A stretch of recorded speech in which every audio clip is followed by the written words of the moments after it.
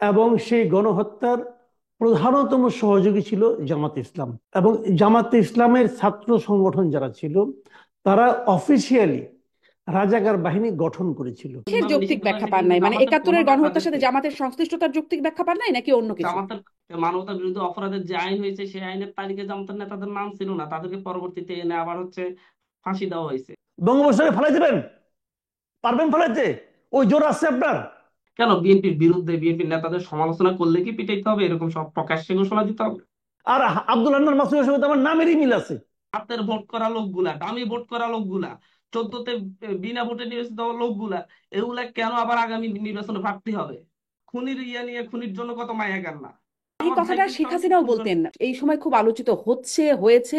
আমি আম, আব্দুল হান্নান মাসুদ, আপনার কাছ থেকে সেই বিষয়টি নিয়ে শুরু করি যে বিএনপি মহাসচিবের সেই বক্তব্য একটি সাক্ষাৎকারে দেয়া, নিরপেক্ষ সরকার, নির্বাচনের সময় নিরপেক্ষ সরকারের প্রসঙ্গটি তোলায় আপনাদের পক্ষ থেকে এবং উপদেষ্টা নাহিদ ইসলাম বেশ শক্ত প্রতিক্রিয়া দিয়েছেন।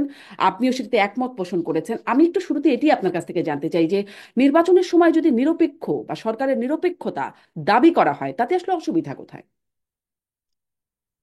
দেখেন ধন্যবাদ জানাচ্ছি আইবিটিভি কে। দেখেন সরকার বলতে কি, সরকার বলতে শুধুমাত্র কয়েকজন উপদেষ্টা নিয়ে সরকার না। সরকার বলতে একজন একেবারে পুলিশ কনস্টেবল থেকে শুরু করে সরকারের উচ্চ পর্যায়ে পর্যন্ত উপদেষ্টা বলতে সবাই সরকার। একজন ইউনো সরকার, একজন এসিলেন্ট সরকার, একজন ডিসিও সরকার। এখন দেখেন 2008 সালের অভিজ্ঞতা আমরা ভুলি নাই। একটা পাতানো নির্বাচনের মধ্য দিয়ে আওয়ামী লীগকে 200-র বেশি আসন দিয়ে মূলত বাংলাদেশে একদলীয় শাসন প্রতিষ্ঠা করা হয়েছিল। একটি পাতানো নির্বাচন ছিল, যার মাধ্যমে বিএনপি জামাতকে মাত্র 30টি আসনের মধ্যে আটকে রাখা হয়েছিল।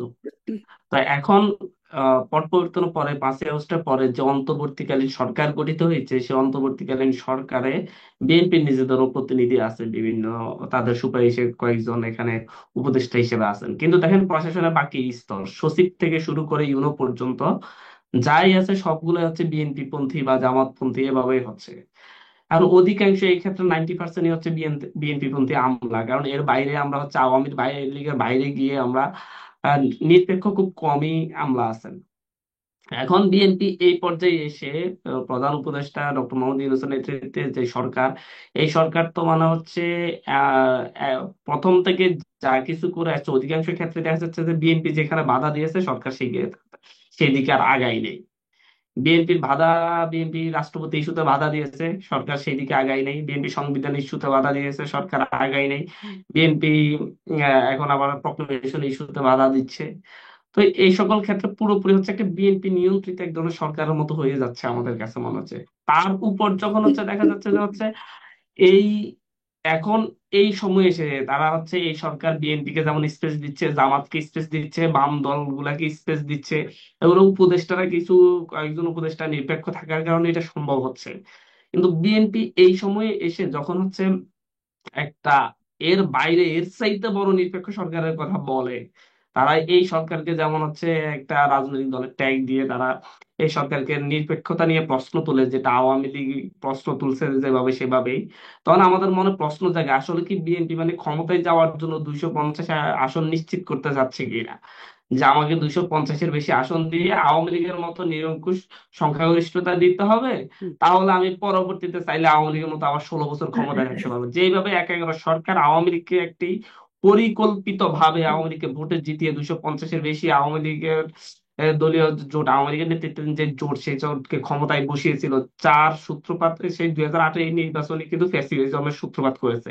আমরা সেই জায়গায় ভয় পাচ্ছি, আমরা মনে করছি জি, আব্দুল এর হান্নান মাসুদ, চাইতে আরো কিন্তু বেশি কিন্তু নিরপেক্ষতা খুঁজতে গেলে তার মানে বিএনপি চাচ্ছে জামাতকে স্পেস না দেওয়া হোক, বাম দলগুলোকে স্পেস না দেওয়া হোক, এরপর আপনার অন্য ছোটখাটো রাজনৈতিক দল যারা আছে তাদেরকে কোনো স্পেস না দেওয়া হোক, শুধুমাত্র বিএনপি একমাত্র স্পেস পাক, সেই রকম একটা নিরপেক্ষ সরকার আমি এই বিএনপি চাচ্ছে। প্রশ্নটা একটু জনাব মাসুদ কামালের কাছে রাখি, কিন্তু আমি আপনি নিশ্চয়ই মাসুদ কামালের প্রশ্নটি পরবর্তীতে বলবেন যে আসলে কি বিএনপি এরকম চাচ্ছে বলে মনে হচ্ছে কিনা আপনার কাছে। আমি একটু মাসুদ হান্নান, আপনার কাছে আরো একটা বিষয় যে আহ, মানে বিএনপি এই সরকারের নিরপেক্ষতা নিয়ে, বিএনপি তো বলছে যে এখনো পর্যন্ত নিরপেক্ষতা নিয়ে প্রশ্ন নাই।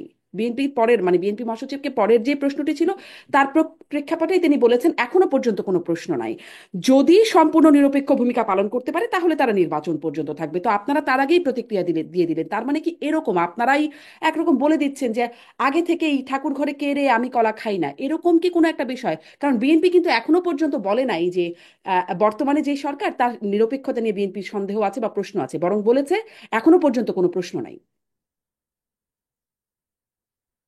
প্রশ্ন নাই, কারণ এখন পর্যন্ত বিএনপি যাই বলতেছে সরকার সেভাবেই হচ্ছে, চলছে। বিএনপি এখন যেহেতু এখানে ব্যক্তিত্ব সম্পন্ন কিছু মানুষ আছে, তারা যে কোনো সময় বিএনপির এই সকল অন্যায় আবদার যদি মানতে না চায়, তখন তারা বলবে যে নিরপেক্ষতা নিয়ে আমাদের প্রশ্ন আছে। যেমন ধর হচ্ছে যে কোনো ক্ষেত্রে ডিসি নিয়োগে, এসপি নিয়োগে, এমনকি স্বাস্থ্যের ডিজি নিয়োগ নিয়ে নিয়ে পর্যন্ত বিএনপি যেই ধরনের একটা সংঘাতময় পরিবেশ তৈরি করেছে, এটা আমরা নিজ চোখে দেখেছি বিভিন্ন জায়গায়। সুতরাং হচ্ছে আপনাকে বুঝতে হবে যে বিএনপি এখন পর্যন্ত বিএনপির কোনো, বিএনপি চাই নাই এমন কিছু সরকার করে নাই। যদি ভবিষ্যতে বিএনপির যে কোনো অন্যায় আবদারের বিরুদ্ধে যদি হচ্ছে আপনার এই সরকার যদি অবস্থান নেয়, অন্যায় আবদার মানতে রাজি না হয়, তখন বিএনপি প্রশ্ন তুলবে যে হচ্ছে এই সরকার নিরপেক্ষতা আছে, একটা সুযোগ রেখে দিচ্ছে। আমরা মনে করছি যে ডক্টর মোদী ইউনূসের যে সরকার, এই সরকারই সকল দলকে যেভাবে স্পেস দিচ্ছে, এরকম সকল দলকে স্পেস দিয়ে সামনে নির্বাচনটা করতে পারবে। যদি সকল বিএনপি যদি এর চাইতো আরো নিরপেক্ষতার কথা বলে, তাহলে বুঝতে হবে বিএনপি এর চাইতে বড় নিরপেক্ষতা বলতে বোঝাচ্ছে যাচ্ছে শুধু তাদেরকে স্পেস দেওয়া হোক আর কাউকে স্পেস দেওয়া না হোক। অলরেডি তারা সব জায়গায় যে ধরনের এক ধরনের রাজত্ব সৃষ্টির চেষ্টা করতেছে, দখলদারিত্ব কায়েম করে চাঁদাবাজি করতেছে, ইয়ে করতেছে, সেটা একদম প্রকাশ্য। তারা চাইলে এখন হচ্ছে ইউনো অফিস, ইনসিডেন্ট অফিসেও হামলা করতে পারে। তারা এখন কি করে, থানাতে তাদের কোনো আসামিকে চাঁদা চাঁদাবাজির মামলায় আসামি গ্রেপ্তার হয়, সেখানে যায় থানায় আক্রমণ করে। মানে তাদের এদেরকে যেন গ্রেপ্তার না করতে হয়, যা সরকার যখন এদের বিরুদ্ধে অ্যাকশনে গেলে তখন বলবো যে না, বিএনপির বিরুদ্ধে অ্যাকশনে যাচ্ছে, নিরপেক্ষ না। এই বিষয়টা আমরা লক্ষ্য করছি। জি, আমি একটু মাসুদ মাসুদ কামাল আপনার কাছ থেকেও একটু এই বিষয়টি শুনে নেই, আহ, যে বিএনপি আসলে কি চায়। জনাব আব্দুল হান্নান মাসুদ যে বিষয়টি বলছিলেন, আপনি কি তার সাথে একমত? তাই কি মনে হচ্ছে বিএনপি শুধু নিজের পক্ষেই সবকিছু করতে চাইছে বা সুবিধা পেতে চাইছে? দেখুন, বিএনপি তো একটা রাজনৈতিক দল, তাই না? বিএনপি তাদের যে রাজনীতি আছে, সেই রাজনীতির পক্ষে যে কথা বলবে তাদের তো সেটাই ভালো লাগবে। তাদের পক্ষে তারা যেটা চায় যে সে ধরনের আচরণ সরকার করে, বিএনপি খুশি হবে। যেমন রাষ্ট্রপতি পদত্যাগের ব্যাপারে বৈষম্যবিরোধী ছাত্র আন্দোলন বললো, একটা আলটিমেটাম দিল, ওই সময়ের মধ্যে রাষ্ট্রপতিকে পদত্যাগ করতে হবে। এবং এটা শোনার পর বিএনপি প্রধান উপদেষ্টার সাথে দেখা করলেন। দেখা করে ওনারা কথা বলেছেন, প্রধান উপদেষ্টা ওনাদের কথা রেখেছেন, অথবা যাই হোক ওই আন্দোলনে থেমে গেছে। বিএনপি নিশ্চয়ই, এখানে তো বিএনপি রাজনীতি এবং ছাত্র আন্দোলনের রাজনীতি এক না, এক হওয়ার কথাও না, কারণ ছাত্র আন্দোলন যারা করে তারা তো বিএনপি করে না, কাজে এক হওয়ার কথাও না। বিএনপি তার রাজনীতির সঙ্গে যখন মিলবে তখন খুশি হবে, এটা তো খুবই স্বাভাবিক। এখন দেশের সর্বস্তরে বিএনপি প্রভাব বিস্তার করেছে, করতেই পারে। বিএনপি একটা বড় দল, আগে আওয়ামী লীগ করেছেন, বিএনপি করবে, জামাত করবে, সব দলই করবে। বাংলাদেশের যারা নাকি এখানে আছে, বিভিন্ন প্রতিষ্ঠানের পদে আছে, একদম পেশাদারিত্বের সঙ্গে কাজ করতে পারে কয়জন? সে কোনো না কোনো দলের সঙ্গেই থাকে। তো তারা থাকতেই পারে। এখন এটা দেখে যদি ওনারা বলেন নতুন যে দলটা এখনো হয় নাই, ফেব্রুয়ারিতে হবে বলে মাত্র পরশুদিন ঘোষণা দেখলাম, যে তারা নাকি ফেব্রুয়ারিতে একটা দল করতে যাচ্ছে। যদিও সারজিৎ সাহেব আবার মাসখানেক আগে বলেছিলেন যে তারা কোনো দল করবে না, তারা একটা রাজনৈতিক শক্তি হবে। উনি ছিলেন মুখ্য সংগঠক, মুখ্য সংগঠক বলেছে রাজনৈতিক শক্তি হবে। আবার সদস্য সচিব দেখলাম কালকে বললো ফেব্রুয়ারিতে ঘোষণা হবে। অলরেডি কি নাম হবে তারও নাকি 100 প্রস্তাব পাওয়া গেছে, সেই প্রস্তাব থেকে একটা নাম তারা নেবে, মানে তারা একটা দল করবে। এখন যারা দল করবে, এখন এই দলটা তো নতুন দল হচ্ছে, এখন নতুন দলের অত বেশি সমর্থক নাও থাকতে পারে। দল করলে হয়তো তাদেরও সমর্থক বাড়বে, অথবা যারা এখানে আছে পুরোনো দলগুলিতে, অনেক আওয়ামী লীগের লোকজন, হয়তো অনেক আওয়ামী লীগের যারা নাকি আমলা আছে আছে, তারা হয়তো নতুন দলে আসতেও পারে, তো তাদের সংখ্যা বাড়তে পারে। কাজে বিএনপির বেশি, বিএনপির মতো করে সরকার চলছে, এই অভিযোগটা যখন সরকারের মধ্যে যারা আছে তারা করে, তখন এই বিষয়টা কিন্তু আমার কাছে গ্রহণযোগ্য মনে হয় না।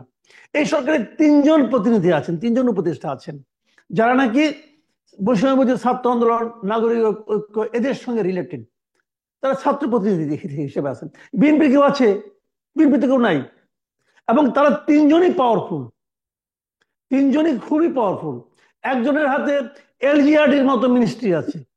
এলজিআরডি মিনিস্ট্রি মানে কি? আগে আমরা দেখতাম যে দলের পর যে দল ক্ষমতা থাকে সেই দলে যিনি সাধারণ সম্পাদক হন, সাধারণত উনি এই পদটা হোল্ড করেন, কেবল গতবার ছাড়া, মানে সর্বশেষ আওয়ামী লীগের সময়টা ছাড়া প্রতিবারই সবসময় দেখতাম এই পোস্টটা দলের সাধারণ সম্পাদকই হোল্ড করেন।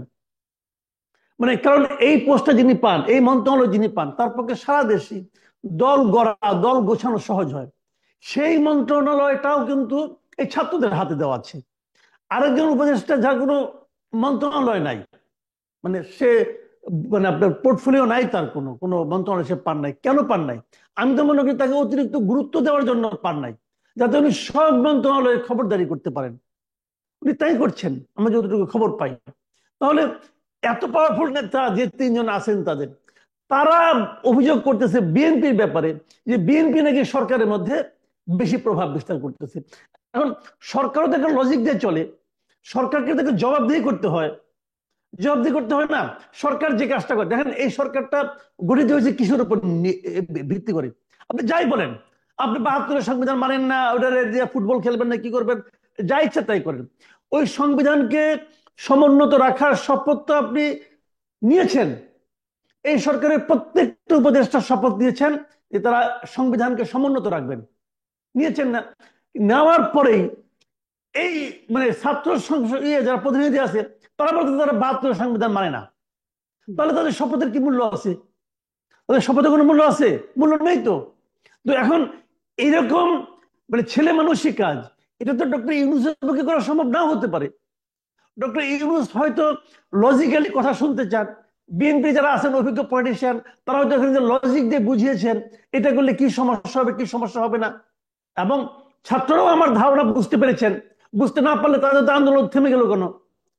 তারাও বুঝতে পেরেছেন যে রাষ্ট্রপতি পদত্যাগ চাওয়া ঠিক হবে না, তো তারা আন্দোলন করতো। তারাও বুঝতে পেরেছে যে প্রোক্লেমেশন বেশি বাড়াবাড়ি করা ঠিক হবে না, তারাও তারা আন্দোলন করতো। তারা তো 15 তারিখে দিয়েছিল একটা আলটিমেটাম যে 15 জানুয়ারির মধ্যে প্রোক্লেমেশন করতে হবে, ঘোষণাপত্র দিতে হবে। সরকার দিয়েছে? দেয়নি তো। তারা প্রথম আলোচনাটাই করেছে 16 তারিখে, মানে 15 তারিখ পার করে দিছে আগে।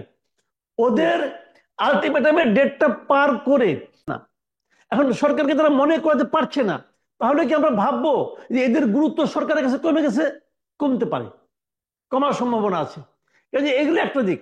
আর মির্জা ফখরুল যে কথাটা বলেছেন, জি। আমি মির্জা ফখরুলের কথার, ওনার দুইটা বক্তব্য নিয়ে আলোচনা, আমি দুইটা বক্তব্য খুব মন দিয়ে পড়েছি এবং এখন আমি আবারও যদি বলেন পড়তে পারি, এখানে আমি এখানে কোনো ভুল দেখি না।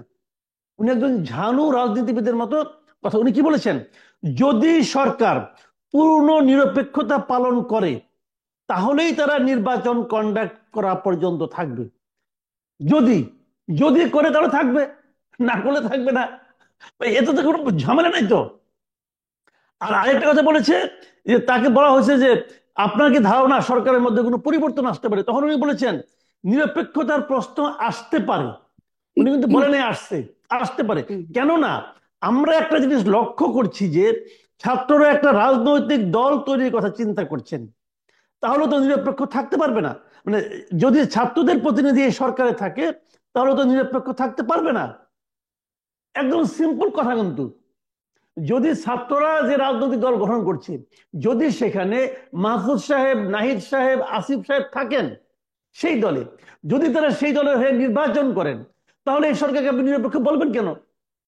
বলতে পারবেন না। কাজে সেই বিচারে আরেকটা ব্যাপার আছে, এটা আমি পরে বলি, আপনি এই আলোচনাটা শেষ করার পরে আমি জি, বলতেছি এটা নিয়ে। আমি এই বিষয়টা একটু আসবোই যে মানে কবে ছাড়বে বা এই বিষয়টা আবার নাহিদ ইসলামও বলেছেন যে অংশগ্রহণ করতে চাইলে, নির্বাচনে অংশগ্রহণ করতে চাইলে নির্দিষ্ট সময় আগেই ছেড়ে দেবে। আমি আসি এই প্রসঙ্গে, তবে তার আগে প্রশাসনের বিষয়টা যেটি আসছিল, জনাব মাসুদ কামাল, একটু আপনার কাছ থেকে এটি শুনতে চাই যে এই মুহূর্তে আমাদের সামনে আব্দুল হান্নান মাসুদ তিনিও বলছিলেন, নাহিদ ইসলামও বলেছেন, আসিফ মাহমুদও বলেছেন যে সরকারের উঁচু থেকে নিচু পর্যায়ে যেটি বললেন ডিসি, এসপি, স্বাস্থ্যের ডিজি পর্যন্ত, অ্যাটর্নি জেনারেল থেকে শুরু করে পুলিশের আইজি, সব নিয়োগেই এবং এমনকি নির্বাচন কমিশনেও বিএনপি প্রভাব বিস্তার করেছে, চাপ প্রয়োগ করেছে, বিএনপির লোকজন ঢুকেছে। পার্সেন্টেজেরও একটা কথা বললেন আব্দুল হান্নান মাসুদ যে কত পার্সেন্ট লোক বিএনপির। মানে আন্দোলনটা তো দেখেছিলাম, বৈষম্য বিরোধী ছাত্র আন্দোলনের মূলত ছিল সরকারি চাকরিতে কোটা নাকি মেধা কোনটার প্রাধান্য। এখন কি তদবির নাকি মেধা, এটারও একটা জায়গা, মানে সেই জায়গাটাই যদি থেকে যায়, লাভটা গুণগত পরিবর্তন কি হলো, তদবির বা চাপ বনাম মেধা? দেখেন এখানে একটা কথা বলি আপনাকে, এখানে হলো ধান্দা, তদবির চাপ মেধা সবগুলি বলেন, আসলে চলছিল ধান্দা। ধান্দাটা কেমন আমি বলি, যেমন আওয়ামী লীগ আমলে আপনি যে কোনো আমলাকে জিজ্ঞাসা করতেন, যে কোনো আমলা, 10-এর মধ্যে 10 সবাই আওয়ামী লীগ করে। হুম। এবং সবাই বলতো আমি তো করি, আমার দাদা পর্যন্ত আওয়ামী লীগ করতো, তার পরদাদা আওয়ামী লীগ করতো, সব আওয়ামী লীগ। এখন কি হয়েছে, এই লোকগুলি ধান্দাবাজ বেসিক্যালি। এটা আমি শুরুতেও বলেছিলাম যে এই সরকার কখনো, মানে একটা বিপ্লবী সরকার কখনো একটা পরাজিত শক্তির আমলাদের দিয়ে চলতে পারে না। এটা আমি একদম শুরু থেকেই বলে বলে গলা ভেঙে ফেলেছি, কিন্তু কোনো কাজ হয় নাই। তো এরা তাই চালানোর চেষ্টা করছে। এখন কি হয়েছে, এই সচিবরা, এই আমলারা সবাই এখন যার যার মতো করে কম্পিটিশন দিয়া সবাই আওয়ামী লীগ বাদে অন্য কোনো দল হতে যাচ্ছে। এখন এক একজনের এক এক ধান্দা। কেউ মনে করতেছে আমি কোন দিকে যেতে পারি। ধরেন মামার সুমন্দির শালা, সে হয়তো বিএনপি করে, সে ওইটাকে টাইনে নিয়ে আসছে যে আমার অমুক আত্মীয় তো বিএনপি করে, অতএব আমিও বিএনপি করি। আবার সে ওই দিকে বিএনপি পায় না, জামাত পাচ্ছে, জামাত নিয়ে আসছে। আবার অনেকে চিন্তা করছে যে আগামীতে ক্ষমতায় যাবে কি, যদি ক্ষমতায় বিএনপি যায় তাহলে বিএনপি হওয়ার আমার জন্য লাভজনক। সে দ্রুত গতিতে একটা বিএনপি বানাই নিছে। ভাই সবারই আত্মীয় মধ্যে আওয়ামী, আমার আত্মীয় মধ্যে আওয়ামী লীগ বিএনপি জামাত তিনটে আছে। তো আমি তো আমার সুবিধা অনুযায়ী ধরবো, তাই না? দেখেন আপনার বাংলাদেশ ছোট দেশ রে ভাই, সবাই সবার আত্মীয়। আপনি আমাকে আধা ঘন্টার সময় দেন, আমি প্রমাণ করে দেবেন যে আপনিও আমার আত্মীয় হন। সবাই সবার আত্মীয়। আর আব্দুল হান্নান মাসুদের সঙ্গে তো আমার নামেরই মিল আছে। আমি বলে বলে যে আর যদি কোনো আত্মীয় না পাই, কোনো আমার মিতা, বানানো কোনো সমস্যা না রে ভাই, সবাই সবার আত্মীয় কিন্তু। কাজে এখানে কিন্তু একজন বিএনপি খুঁজে বের করা, একজন জামাত খুঁজে বের করা কোনো সমস্যা নাই। জি। সমন্বয় কিন্তু একটা আত্মীয় আছে আমার। জি, কাজে তাহলে ওইভাবে তারা তাহলে খুঁজে বের মাসুদ করতেছে। কামাল, তাহলে হ্যাঁ, এতদিন আওয়ামী লীগের দোসর ছিল, বা যেটি আমরা দেখেছি যে আওয়ামী লীগের দোসর ভর্তি ছিল প্রশাসনে, এখন আবার কার দোসর আসছে, সেই প্রশ্নটি তো রয়েই যাবে। আমি আব্দুল হান্নান মাসুদকে ওই প্রশ্নটা একটু করি যে নির্বাচনের সময় নিরপেক্ষতার যে প্রসঙ্গটি আসছে, উপদেষ্টা নাহিদ ইসলামও বলছেন যে কোনো উপদেষ্টা নির্বাচনে অংশগ্রহণ করতে চাইলে নির্দিষ্ট সময় আগেই ছেড়ে দেবে। আহ উপদেষ্টা নাহিদ ইসলাম বলছেন, এমন কথা বলেছেন উপদেষ্টা আসিফ মাহমুদও। কত সময় আগে ছাড়বেন, মানে নির্বাচন যখন, যেদিন নির্বাচন হবে তার ইমিডিয়েট আগে, না কত নির্দিষ্ট সময় বলতে কত আসলে? আর এর মাধ্যমে কি এটি স্পষ্ট হচ্ছে যে আসলে তিনজন উপদেষ্টা তারা নির্বাচন করবেন? দেখেন এখানে আমি ইয়ার উত্তরে একটা কথা বলি, যদি সরকার নিরপেক্ষতা হারায় তাহলে একটি নিরপেক্ষ সরকার অবশ্যই লাগবে। তো আমরা হচ্ছে ওই যে যখন কোনো সালিস বিচারে বসে আর কি, যদি রায় ঠিক মতো দেয়া হয় তাহলে আমি মানবো। মানে বিচার মানে তালগাছ আমার। এখন পর্যন্ত সরকার ওনাদের কথার বাইরে যাচ্ছেন না। ওনারা ন্যায় অন্যায় যা আবদার করতেছেন প্রত্যেকটা আবদারই সরকার বাধ্য হোক আর বাধ্য না হয়ে হোক রাখতে হচ্ছে। সুতরাং হচ্ছে সামনের দিকে যদি সরকার না রাখে তাহলে তখন সরকারের নিরপেক্ষতার প্রশ্ন উঠবে। তখন আমরা বলবো যে হচ্ছে সরকার নিরপেক্ষ না, আমাদের নতুন সরকার লাগবে। বিষয়টা এমনই দাঁড়াচ্ছে। যেমন ধরুন হচ্ছে আপনার, আপনি মাল্টিপ্ল্যানের সামনে একজনকে প্রকাশ্যে কুপিয়ে তার থেকে টাকা পয়সা ছিনতাই করে নিয়ে যাবেন, কিন্তু সরকারের পুলিশ ধরতে গিয়ে আবার ধরতে গেলে নেতা কর্মী নিয়ে তাকে, পুলিশকে আক্রমণ করবেন, পুলিশকে আহত করে আবার সেই সাদাবাসকে তুলে নিয়ে যাবেন। মুন্সিগঞ্জের একটা থানায় মানে হচ্ছে চাঁদাবাজির মামলায় কাউকে অ্যারেস্ট করা হলো, সেই থানার ভিতর থেকে তাকে হামলা করে ছিনিয়ে নিয়ে যাওয়া হলো। তারপর আবার সেখানে বৈষম্য ছাত্র আন্দোলনের শিক্ষার্থীরা প্রতিবাদ করার পর তারপর তাকে আবার ধরে আনতে হলো। এর যে তো অহরহ অহরহ গণনা করছে। দীর্ঘ সময় ধরে ভূমিহীনদের ভূমি আপনি জোর করে দখল করে রাখছেন। এখন এক্সিলেন্ট উদ্যোগ নিয়ে কারো সহযোগিতা নিয়ে ভূমি অফিস সেই ভূমিহীনদের ভূমিগুলা যেটা সরকার বন্দোবস্ত দিচ্ছে সেটা বুঝিয়ে দিতে চাচ্ছে। তখন আপনি এক্সিলেন্ট অফিসে গিয়ে হামলা করে যে হচ্ছে ভূমি অফিস কেন মানে হচ্ছে এই ভূমি বুঝাই দিচ্ছে, এই জন্য হচ্ছে আপনারা নিজেরা বুঝাই দিবেন, ভূমি অফিস বুঝাই দিবে না, কারো সহযোগিতা নিবে না, নিলে আমাদের সহযোগিতা নিবে। সুতরাং হচ্ছে আমি সেখানে ঢুকে গিয়ে হামলা করে সবকিছু ছিঁড়ে বিড়ে আমি চলে আসবো, কেউ কিচ্ছু করতে পারবো না। এটা হচ্ছে একটা ত্রাস, মানে হচ্ছে দল ক্ষমতায় আসে নাই তো, না আসতে এই অবস্থা, যখন আসবে তখন কি অবস্থা হবে বাকিটা আল্লাহ ভরসা। ঘাট বলেন, মাঠ বলেন, আর রাস্তা বলেন, প্রত্যেকটাই দখলে থাকবে।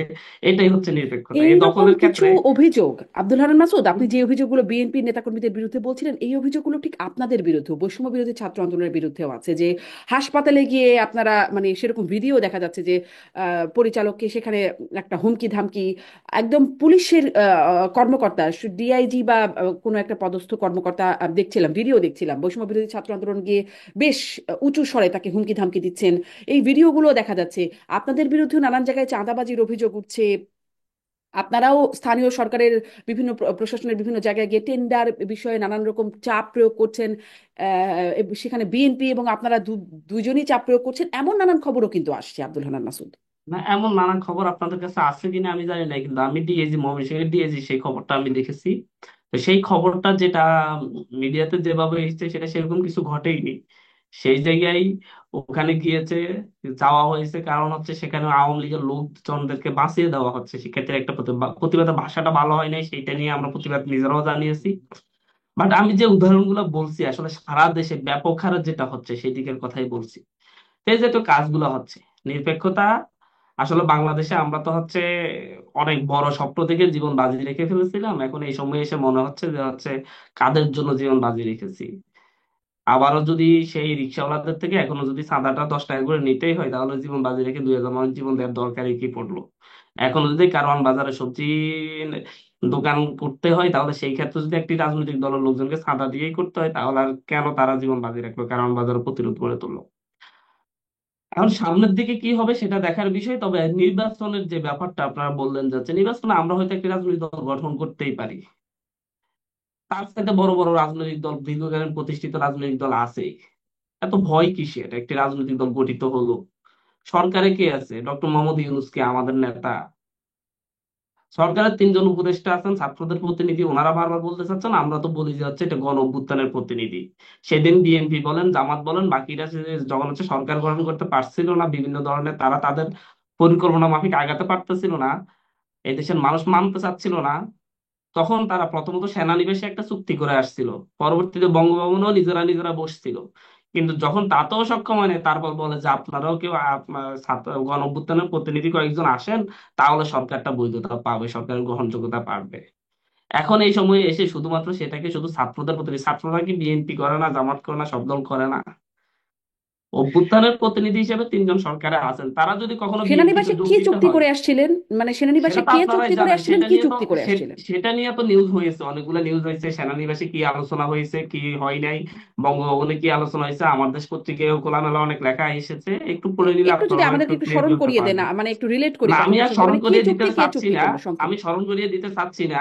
আমাদেরকে ছাড়াই 3টা বৈঠক হয়েছিল, আমি জাস্ট এটা বলতে চাচ্ছি, যারা অভ্যুত্থানের নেতৃত্ব দিয়েছে তাদেরকে ছাড়াই সরকার গঠন নিয়ে 3টা বৈঠক হয়েছিল, চতুর্থ বৈঠকে বাধ্য হয়ে আমাদেরকে ডাকা হয়েছিল।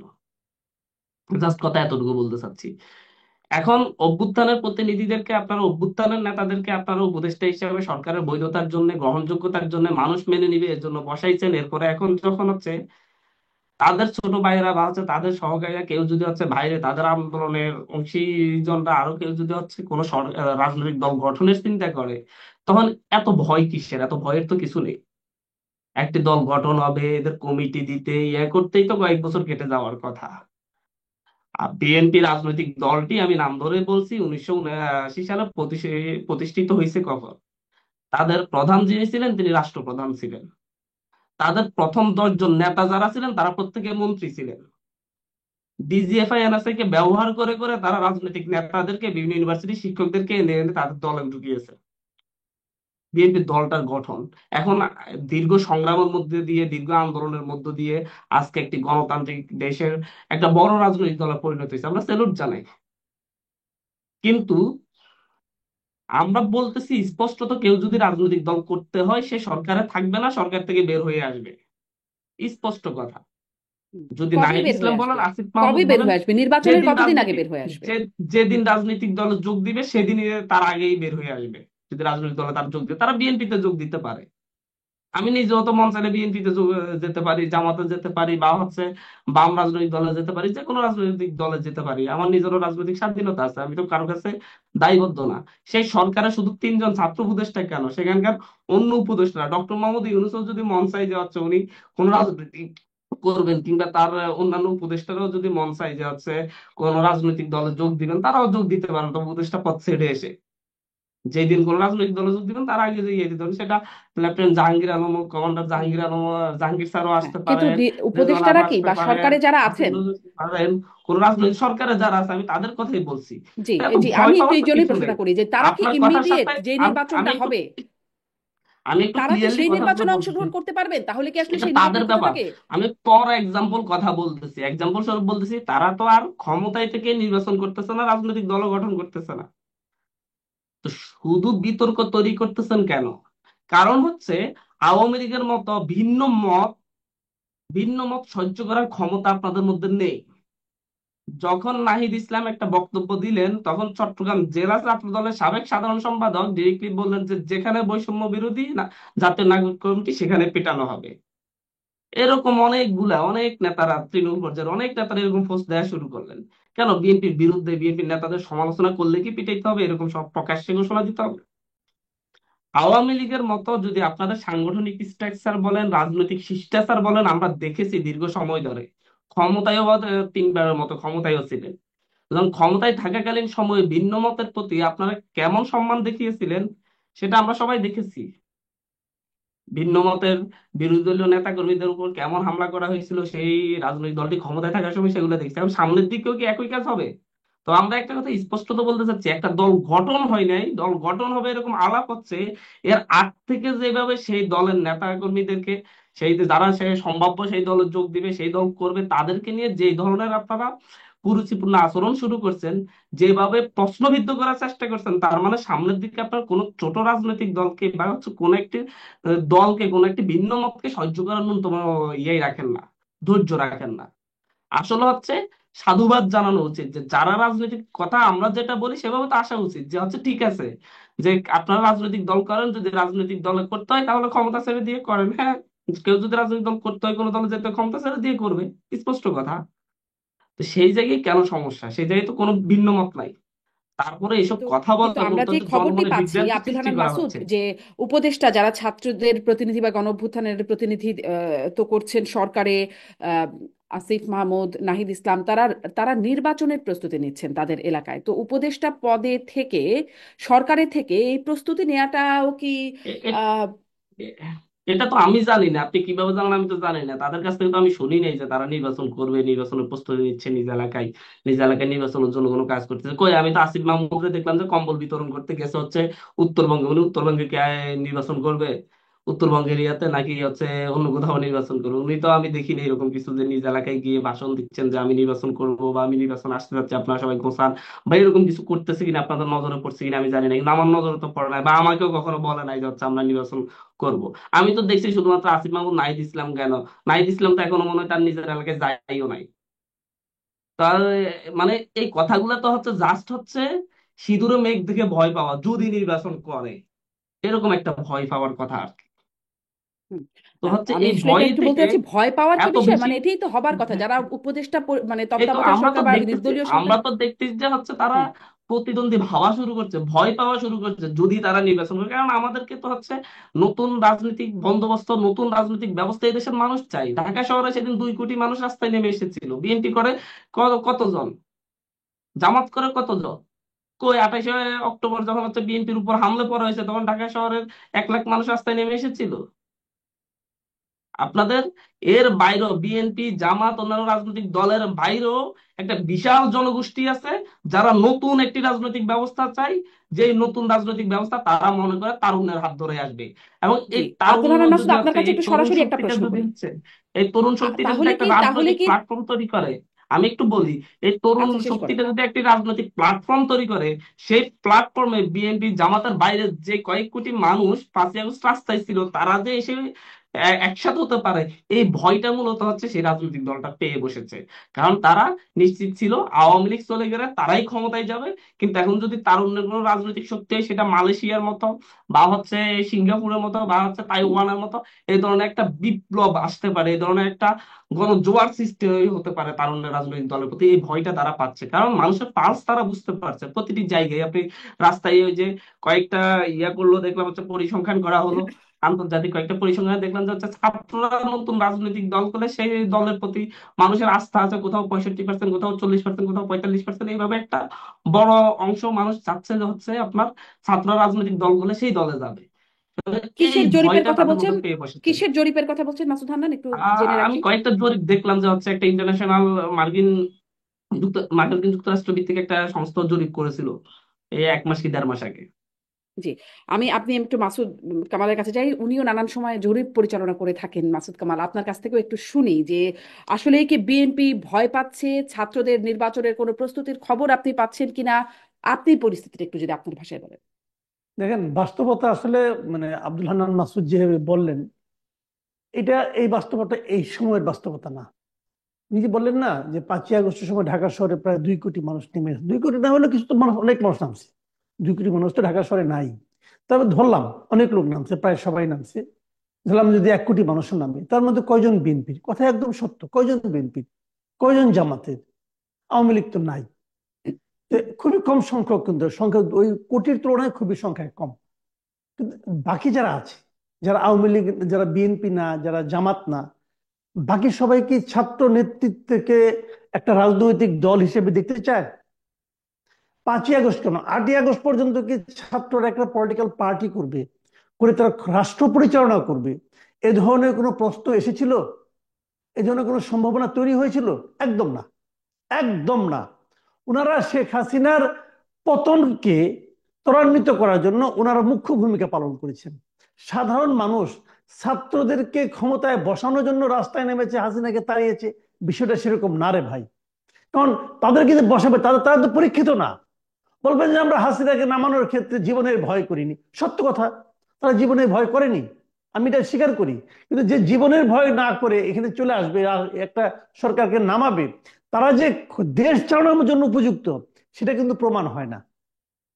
এটা সবসময় মনে রাখবেন যে যুদ্ধের যারা সৈনিক থাকে আর যারা সেনাপতি থাকে, দুটা কিন্তু দুই জিনিস। এটা বুঝতে হবে। ঘর যারা ভাঙে, ভবন যারা ভাঙে আর ভবন যারা গড়ে, তারা কিন্তু এক জিনিসটা। একটা বড় ভবন ভাঙার জন্য কিছু লোককে আপনি নিয়োগ করতে পারেন, ভবন তোমরা ভাঙো। সেখানে যদি আপনি নতুন একটা ভবন তৈরি করতে যান, তখন যারা ভেঙেছে তারা যদি বলে ভাই আমি ভেঙেছি, অথবা আমাকে ভবনটা বানাতে দেন, তাহলে কিন্তু ওই ভবনের জীবনে হবে না।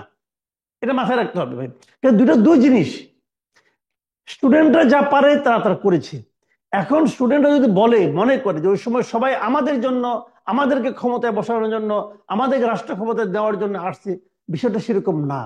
এটা বুঝতে হবে। এবং এটা বোঝার জন্য ওই সময় তারা বোঝে না, ওটা তারা এখন ক্যাশ করার চেষ্টা করছে। আর একটা কথা আমি বলি, শুনেন,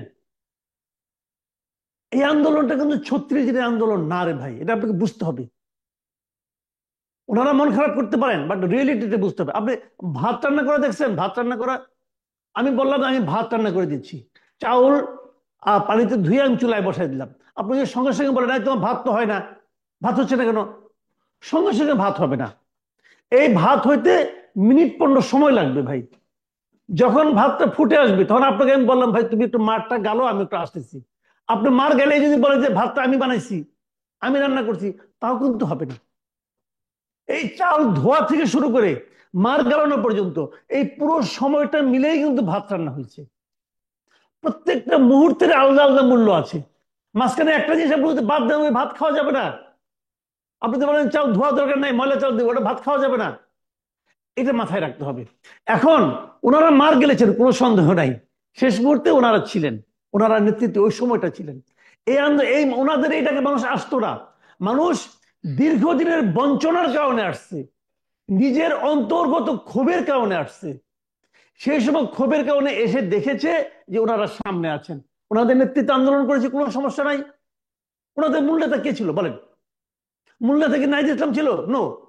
সমন্বয়ক একজন ছিল? নো। সারা দেশের সমন্বয়ক ছিল। মারা গেছে কি? ঢাকা ইউনিভার্সিটির কয়জন মারা গেছে বলেন আপনি? নেতৃত্ব তো ঢাকা ইউনিভার্সিটি নিয়ে নিচ্ছে।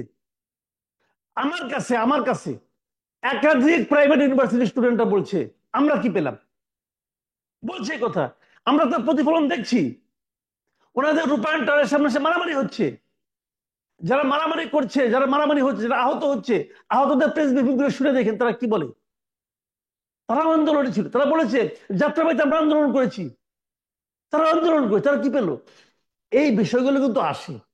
এখন তো এটা দখল করে নিছে কয়েকজন, তারা এটা করছে। নো,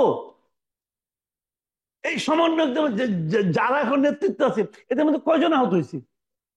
আহত হওয়া কিন্তু কোনো মাপকাঠি না, নিহত হওয়া মাপকাঠি না। আমি কিন্তু এটা বলছি না, এটা অত সরলীকৃত হবে দেখলে হবে না। বাট আমার বক্তব্যটা হলো কি, এটা একটা সামগ্রিক আন্দোলন, একটা সামগ্রিক আন্দোলন। এই আন্দোলনের একক কোনো নেতা ছিলেন না, সারা দেশের মানুষ একসাথে। আজকে আবার ডাকুক হবে না, হবে না কেন জানেন? তখন একটা কমন ভিলেন ছিল, সে কমন ভিলেনটা কি? শেখ হাসিনা। ওই কমন ভিলেন আর এখন আপনি খুঁজে বের করতে পারবেন না, যে কোনো এখন হবে না। আমি তো ওনাদেরকে আহ্বান জানাচ্ছি, আপনারা ভাই রাজনৈতিক দল করতেছেন, করেন, ইলেকশন করেন, ফ্রি এন্ড ফেয়ার ইলেকশন করেন, ইলেকশনের রেজাল্ট হাতে পান, আপনারা বুঝতে পারবেন যে আপনারা আসলে কোথায় আছেন।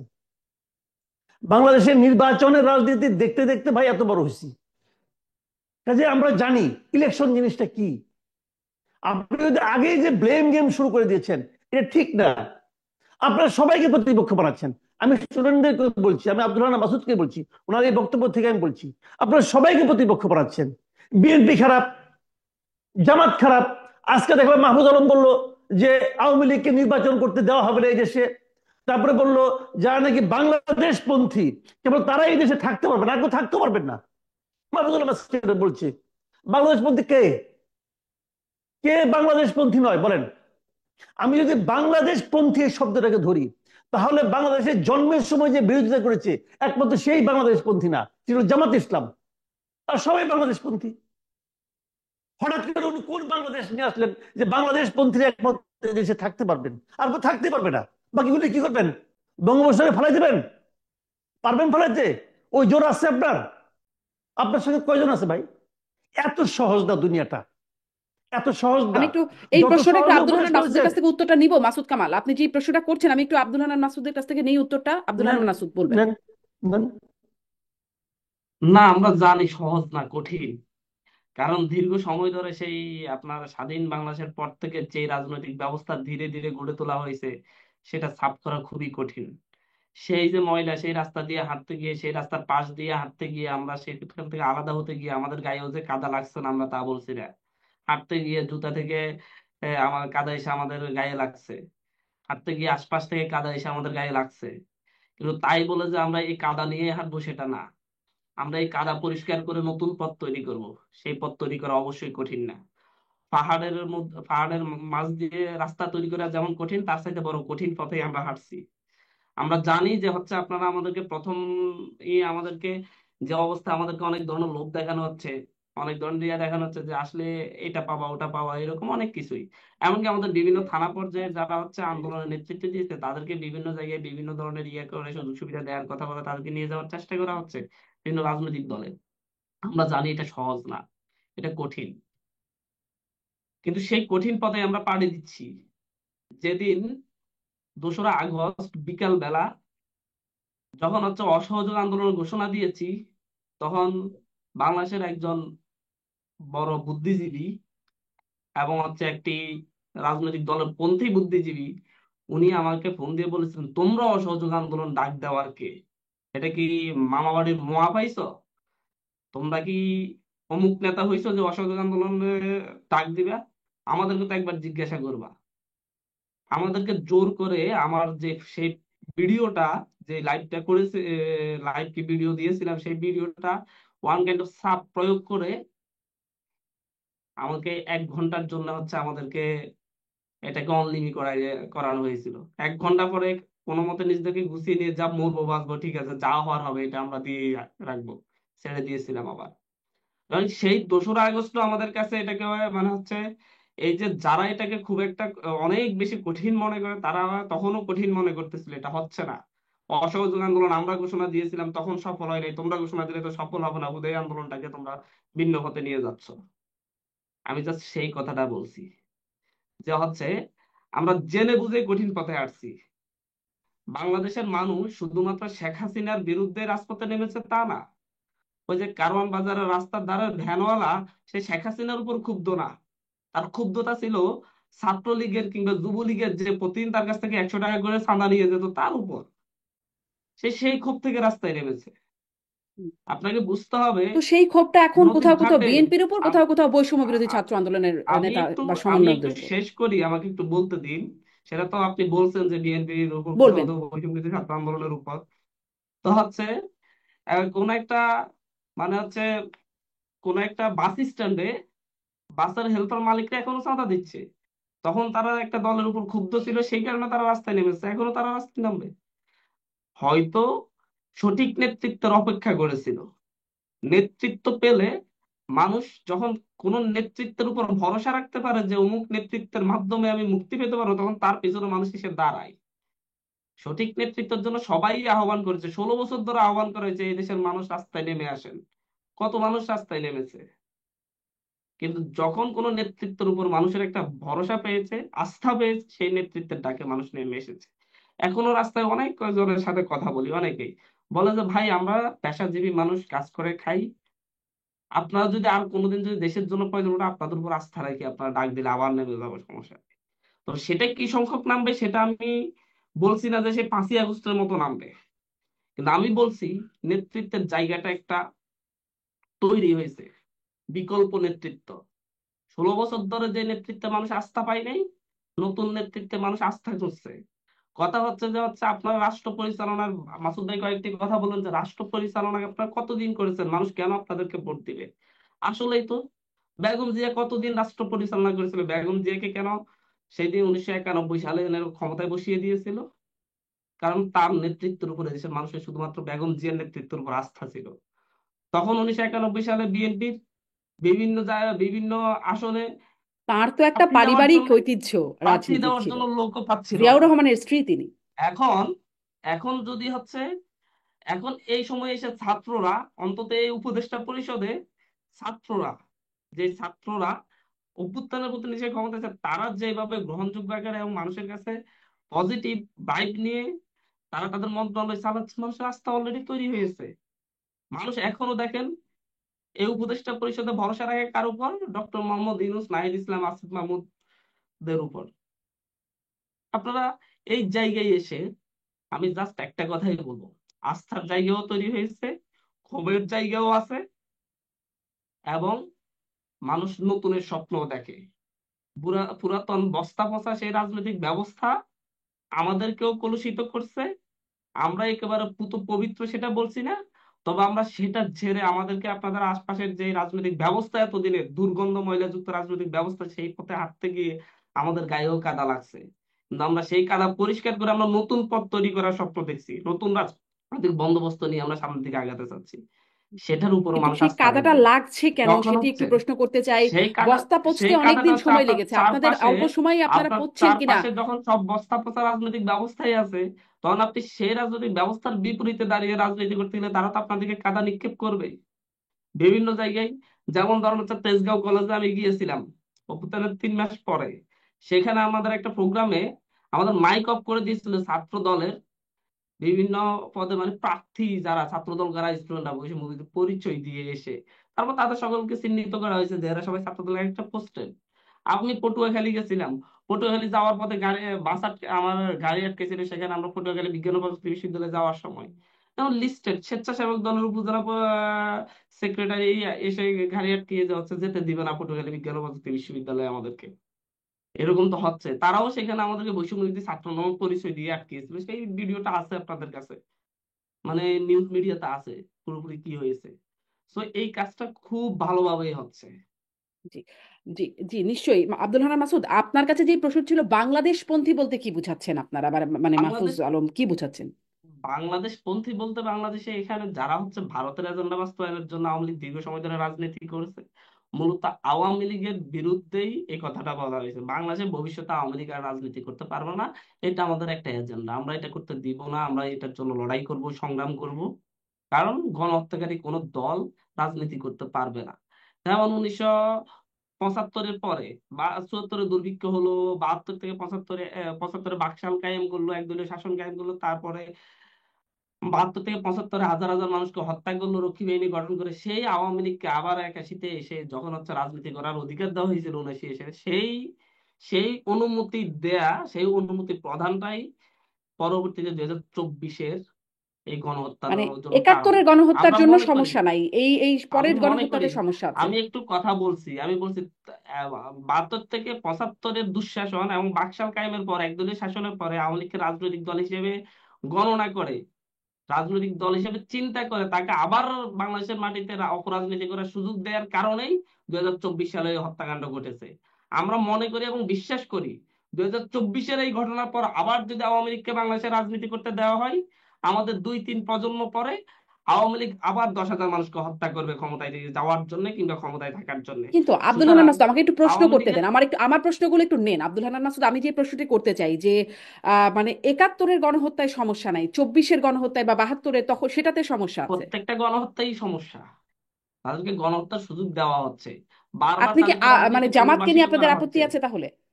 আমরা জামাতের রাজনীতিতে, আমরা যখন এই তরুণ প্রজন্ম, আমরা যখন জামাতের রাজনীতি দেখেছি, শিবিরের রাজনীতি দেখেছি, এবং তাদের নেতাদেরকে আপনার ফাঁসিও দিয়েছেন বিভিন্ন ভাবে, কিন্তু আমরা সেই বিচারগুলোকে আমরা কখনো সুষ্ঠু বিচার হয়েছে বলে আমাদের কাছে প্রতীয়মান হয়নি। আমরা দেখেছি কিভাবে শাহবাগে একটা মব জাস্টিস করা হয়েছে। আমাদেরকে ইতিহাস থেকে বলা হয়, ইতিহাস, বিভিন্ন ধরনের ইতিহাস আমরা পড়ছি, আমরা কোনো যৌক্তিক ব্যাখ্যা পাইনি। আমরা দেখছি জামাতকে কিসের রাজনৈতিকভাবে যৌক্তিক নিষিদ্ধ ব্যাখ্যা করেছে, পান কিন্তু নাই? মানে জামাতের কোনো 71-এর গণহত্যার সাথে নেতাদেরকে, জামাতের সংশ্লিষ্টতার যৌক্তিক ব্যাখ্যা পান নাই নাকি অন্য কিছু? জামাতের জামাতের কোন নেতাদেরকে তখন 72-এ যখন আপনার রাজাকার, স্বাধীনতা বিরোধী, মানবতা বিরোধী অপরাধের যে আইন হয়েছে, সেই আইনের তালিকায় জামাতের নেতাদের নাম ছিল না, তাদেরকে পরবর্তীতে এনে আবার ফাঁসি দেওয়া হয়েছে। আমরা মনে করি জামাত যদি গণহত্যার সাথে জড়িত হতো, তাহলে সে তখনই জামাতকে নিষিদ্ধ করে পরে জামাতের নেতাদেরই তখন ফাঁসি হয়ে যেত, বিচার হতো, কিন্তু সেটা হয়নি। আমরা এখন এই পর্যায়ে এসে জামাতকে আমরা দেখেছি, জামাত আচ্ছা, শিবিরকে আমরা আপনি দেখেছি মনে করছেন তার মানে চব্বিশের আপনারা গণ মনে করেন না অভ্যুত্থানে। 71-এ জামাত গণহত্যার সাথে জড়িত ছিল? আমরা সেটা বলি নাই যে আমরা মনে করি না। আমরা এখানে কোনো ধরনের অবস্থানে যেতে পারছি না, কারণ আমাদেরকে সঠিক ইতিহাস, আমাদেরকে এই প্রজন্মকে আমাদেরকে দেয়া হয়নি। আমরা বিভিন্ন ধরনের ব্যাখ্যা পাচ্ছি, যে আমাদের আগের এরকম প্রজন্মের কিছু মাসুদ নয়। কামাল আছেন, মাসুদ কামাল একটু বলবেন, তখনও এবং পত্রপত্রিকা ছিল, জনাব মাসুদ কামাল তখনও পত্রপত্রিকা ছিল। এই আলোচনা খুব সংক্ষেপে সাম আপ করবো যে তখনও পত্রপত্রিকা ছিল, তখনও মানে এখনো যেমন খবর এসেছে, তখন হয়তো এত ডিজিটালি খবর আসতো না, কিন্তু খবর আপনারা জানতেন, জেনেছেন। আহ সেই প্রসঙ্গে কি একটু বলবেন? এই বিষয়টি নিয়ে সন্দেহ ওনারা স্পষ্ট, নতুন প্রজন্মের কাছে ইতিহাস স্পষ্ট না। শুনেন, 71 সালে এই দেশে একটা গণহত্যা হয়েছিল এবং সেই গণহত্যার প্রধানতম সহযোগী ছিল জামাত ইসলাম। এবং জামাতে ইসলামের ছাত্র সংগঠন যারা ছিল, তারা অফিসিয়ালি রাজাকার বাহিনী গঠন করেছিল এবং রাজাকার বাহিনীর সদস্য হিসেবে তারা সরকারের কাছ থেকে নিয়মিত ভাতা পেত। এই রাজাকার বাহিনীর কাজ ছিল গণহত্যায় অংশ নেওয়া এবং গণহত্যাকারী পাকিস্তানি বাহিনীকে সহায়তা করা। এটা হলো রিয়েলিটি। যাদের বিচার হয়েছে গণহত্যার যে ট্রাইব্যুনালে, আন্তর্জাতিক মানবতা বিরোধী যে ট্রাইব্যুনালে, সেই বিচার প্রক্রিয়া নিয়ে নানা রকম প্রশ্ন উঠেছে। আন্তর্জাতিক মানের হয়েছে কি হয় নাই, এই প্রশ্নগুলো আছে, এবং এই প্রশ্নগুলো একেবারে উড়িয়ে দেওয়ার মতো তা আমি মনে করি না। এবং সেখানে বিচার সব ঠিকঠাক মতো হয়েছে, কিছু জায়গায় হয়নি, এগুলিও কিন্তু প্রশ্ন আছে, এবং এই প্রশ্নগুলো আমি ইগনোর করতে চাই না। শাহবাগ আন্দোলন, আমি প্রত্যেকটা প্রসঙ্গই অল্প অল্প করে বলছি। শাহবাগের যে আন্দোলনটা, শাহবাগের আন্দোলনটা কি ছিল? কেউ কি স্মরণ করতে পারবে শাহবাগের আন্দোলনটা ছিলটা কি? শাহবাগের আন্দোলন, ওখানে অনেক হুজুগ ছিল, কোনো সন্দেহ নেই। আন্দোলনটা কেন ছিল মনে আছে কিনা যায় না, আমি আবার একটু মনে করে দিই। আব্দুল হান্নান মাসুদ বলেন না ওনাদেরকে ইতিহাস দিয়ে বিভ্রান্ত করা হয়েছে। হ্যাঁ, আসলেই বিভ্রান্ত করা হয়েছে। ওনারা যা ইতিহাসটা বলেন সেটা হলো এক ধরনের ইতিহাস। আমি আপনাকে বলি, বাংলাদেশের ইতিহাস অভ্যুত্থান থেকে শুরু করে যেমন ধরি, বাংলাদেশের ইতিহাস অনেক ধরনের ইতিহাস আছে। একটা ইতিহাস লিখেছে শেখ হাসিনার আওয়ামী লীগ। তাদের ইতিহাস পড়লে আপনার কাছে তা বোঝানোর চেষ্টা করবে, এই দেশটা একজন মাত্র লোক পুরা পাক বাহিনীর বিরুদ্ধে যুদ্ধ করছে, হলো শেখ মুজিব। উনি একা যুদ্ধ করে এই দেশটাকে স্বাধীন করছে, আর বাদ বাকি সবাই দুধ ভাত ছিল। এটা হলো আওয়ামী লীগের ইতিহাস। আওয়ামী লীগ এভাবেই বলে। এসকে সিনহা তার মন্তব্য বলেছিলেন, এই দেশটা একক কোনো ব্যক্তি স্বাধীন করে নাই, এই দেশটা এই দেশের জনগণ স্বাধীন করেছে। এই বলার অপরাধে তাদের ঘর থেকে ঘাট ধরে বাইক করে দেওয়া ছিল দেশটিকে। এটা কিন্তু মূল কারণ ছিল, অন্য কারণগুলি বোগাস, এটি মূল কারণ। যাই হোক, এটা হলো আওয়ামী লীগের ন্যারেটিভ। আরেকটা ন্যারেটিভ আছে, সেটা হলো বামপন্থীদের ন্যারেটিভ। বামপন্থীরা কিন্তু এই যুদ্ধের সঙ্গে প্রথমের দিকে বামপন্থীর মধ্যে আবার দুইটা ভাগ ছিল, একটা হলো রাশিয়াপন্থী আর একটা হলো চীনপন্থী। চীনপন্থীরা বলতো এটা নাকি দুই কুকুরের কামড়া কামড়ি, এবং সেই লাইনে কিন্তু মৌলানা ভাসানীও ছিল। মৌলানা ভাসানী কিন্তু স্বাধীনতা যুদ্ধের সঙ্গে সরাসরি জড়িত ছিলেন না, মৌলানা ভাসানীর দলও ছিল না, বাট মুজাফফর ছিল। এগুলো রিয়েলিটি ভাই, আমরা তো তখন এই স্বাধীনতার ইতিহাসগুলো পড়েন আপনারা, অনেকগুলি বই আছে, কিন্তু অনেক ধরনের বই আছে।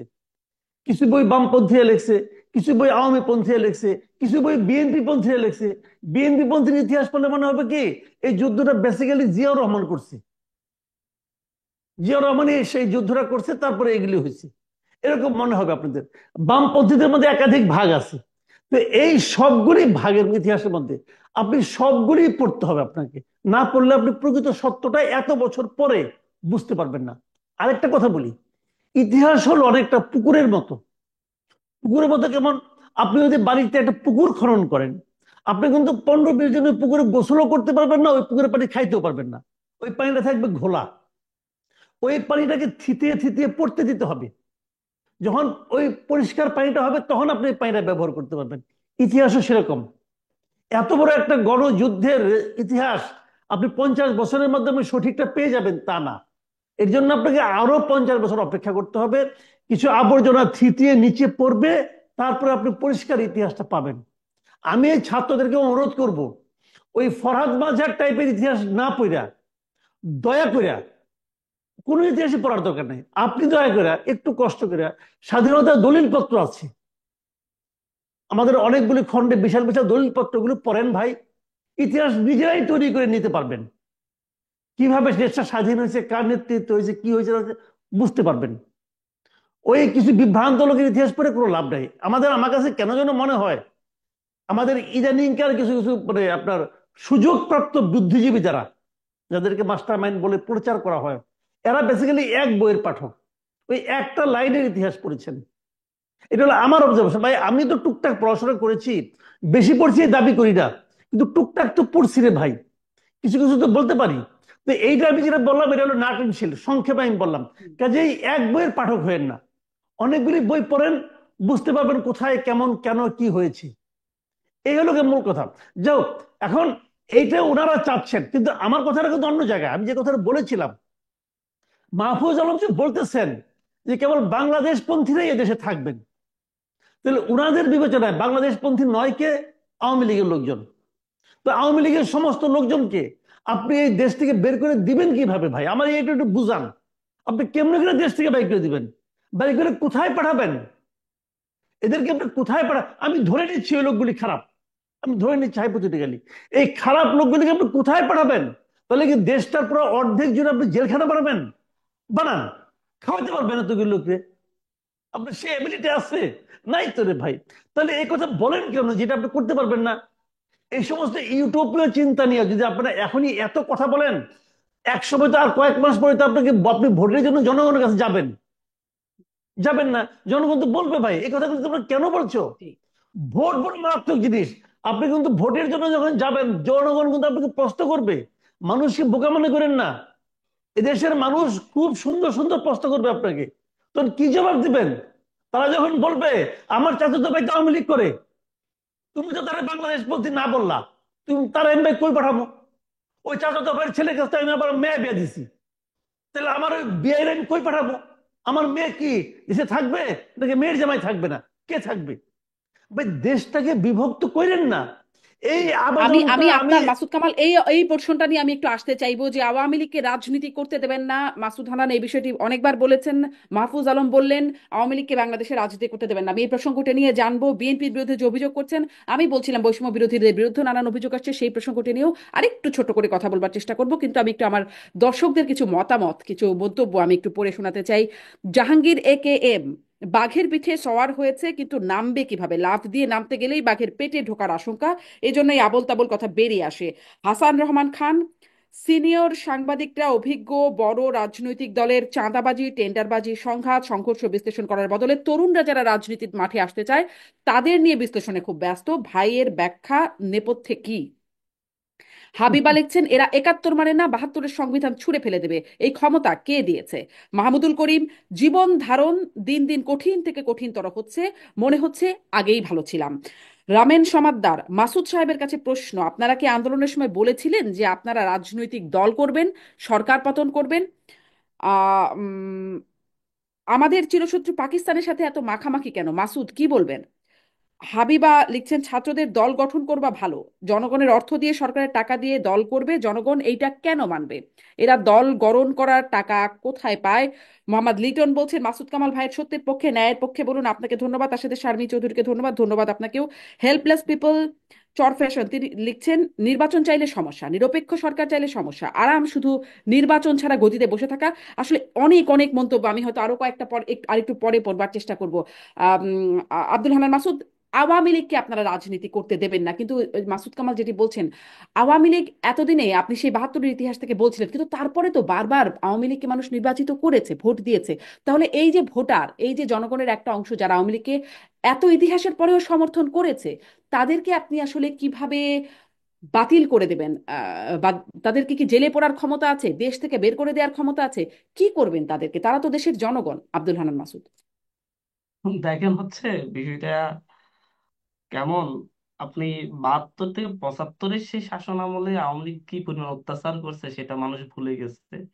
তার চাইতে বড় কথা বলি, 8 থেকে 2024 পর্যন্ত বিএনপির উপর আওয়ামী লীগ কি পরিমাণ অত্যাচার নির্যাতন করেছে সেটা বিএনপির নেতাকর্মীরা এখনই ভুলে গেছে। সুতরাং হচ্ছে মানুষ কতদিন মনে রাখবে সেটা বড় ব্যাপার। মানুষ তো আসলে হচ্ছে দীর্ঘদিন যাবত মানুষ হচ্ছে দীর্ঘদিন মানুষের আত্মস্মৃতি ঘটে, মানুষ ভুলে যায়, ভুলতে শিখে, যার পরে বারবার আওয়ামী লীগ এই সুযোগটা নেয়। তা আমরা বলতে চাচ্ছি আমাদের পরবর্তী প্রজন্মের জন্য আমরা এরকম কোনো অপশনই রাখতে চাচ্ছি না। গণহত্যাকারী কোনো দল যারা পরবর্তীতে আবার আমাদের পরবর্তী প্রজন্মের কাছে গিয়ে নিজেদেরকে সাধু সাজে যে হচ্ছে নিজেরা আবার বলবে যে হচ্ছে আমাদেরকে ভোট দিন। এই যেমন মোহাম্মদ আলী আরাফাত কয়েকদিন আগে তত্ত্বাবধায়ক সরকারের কিন্তু কত কথা গতকালকে দেখলাম যে তত্ত্বাবধায়ক সরকার নিয়ে পোস্ট দিচ্ছে, মানে হচ্ছে এখন হঠাৎ সাধু হয়ে গেছে, নিরপেক্ষ নির্বাচন যাচ্ছে। সুতরাং এই যে সাধুরূপী বেশ্যাদের আমরা কোনো ধরনের অপশনই আমাদের পরবর্তী প্রজন্মের জন্য রেখে যেতে চাচ্ছি না। আমাদের জি, পূর্ববর্তী প্রজন্ম আপনাদের এই ইন্টেনশনটা এদেরকে, স্পষ্ট। আব্দুল হান্নান মাসুদ, এই আমাদের ইন্টেনশনটা পূর্ববর্তী স্পষ্ট। আমি একটু প্রজন্ম, তারপরের সাথে একটু অ্যাড করি। আমি একটু বলি, আমাদের পূর্ববর্তী প্রজন্ম আমাদেরকে এই যে এই অপশনটা রেখে যাওয়ার কারণে, 72 থেকে 75 দুঃশাসনের পরও, বাকশাল কায়েমের পর এই অপশনটাকে রেখে যাওয়ার কারণে আমাদের এই প্রজন্মকে 2000 জনকে জীবন দিতে হয়েছে, হাজার হাজার জনকে আহত আমি হয়েছে। এই এবার বিষয়টা একদম আবারও যদি স্পষ্ট একই করেছেন অপশন আব্দুল হান্নান রাখা মাসুদ। হয়। এর পরের প্রশ্নটা একটু করে ফেলি, আপনি আপনি এটা শুদ্ধ করে উত্তর দেন যে মানুষ ভুলে যায়, আপনারা এর জন্য পরের প্রজন্মের কাছে সেই অপশনটাই রাখতে চান না।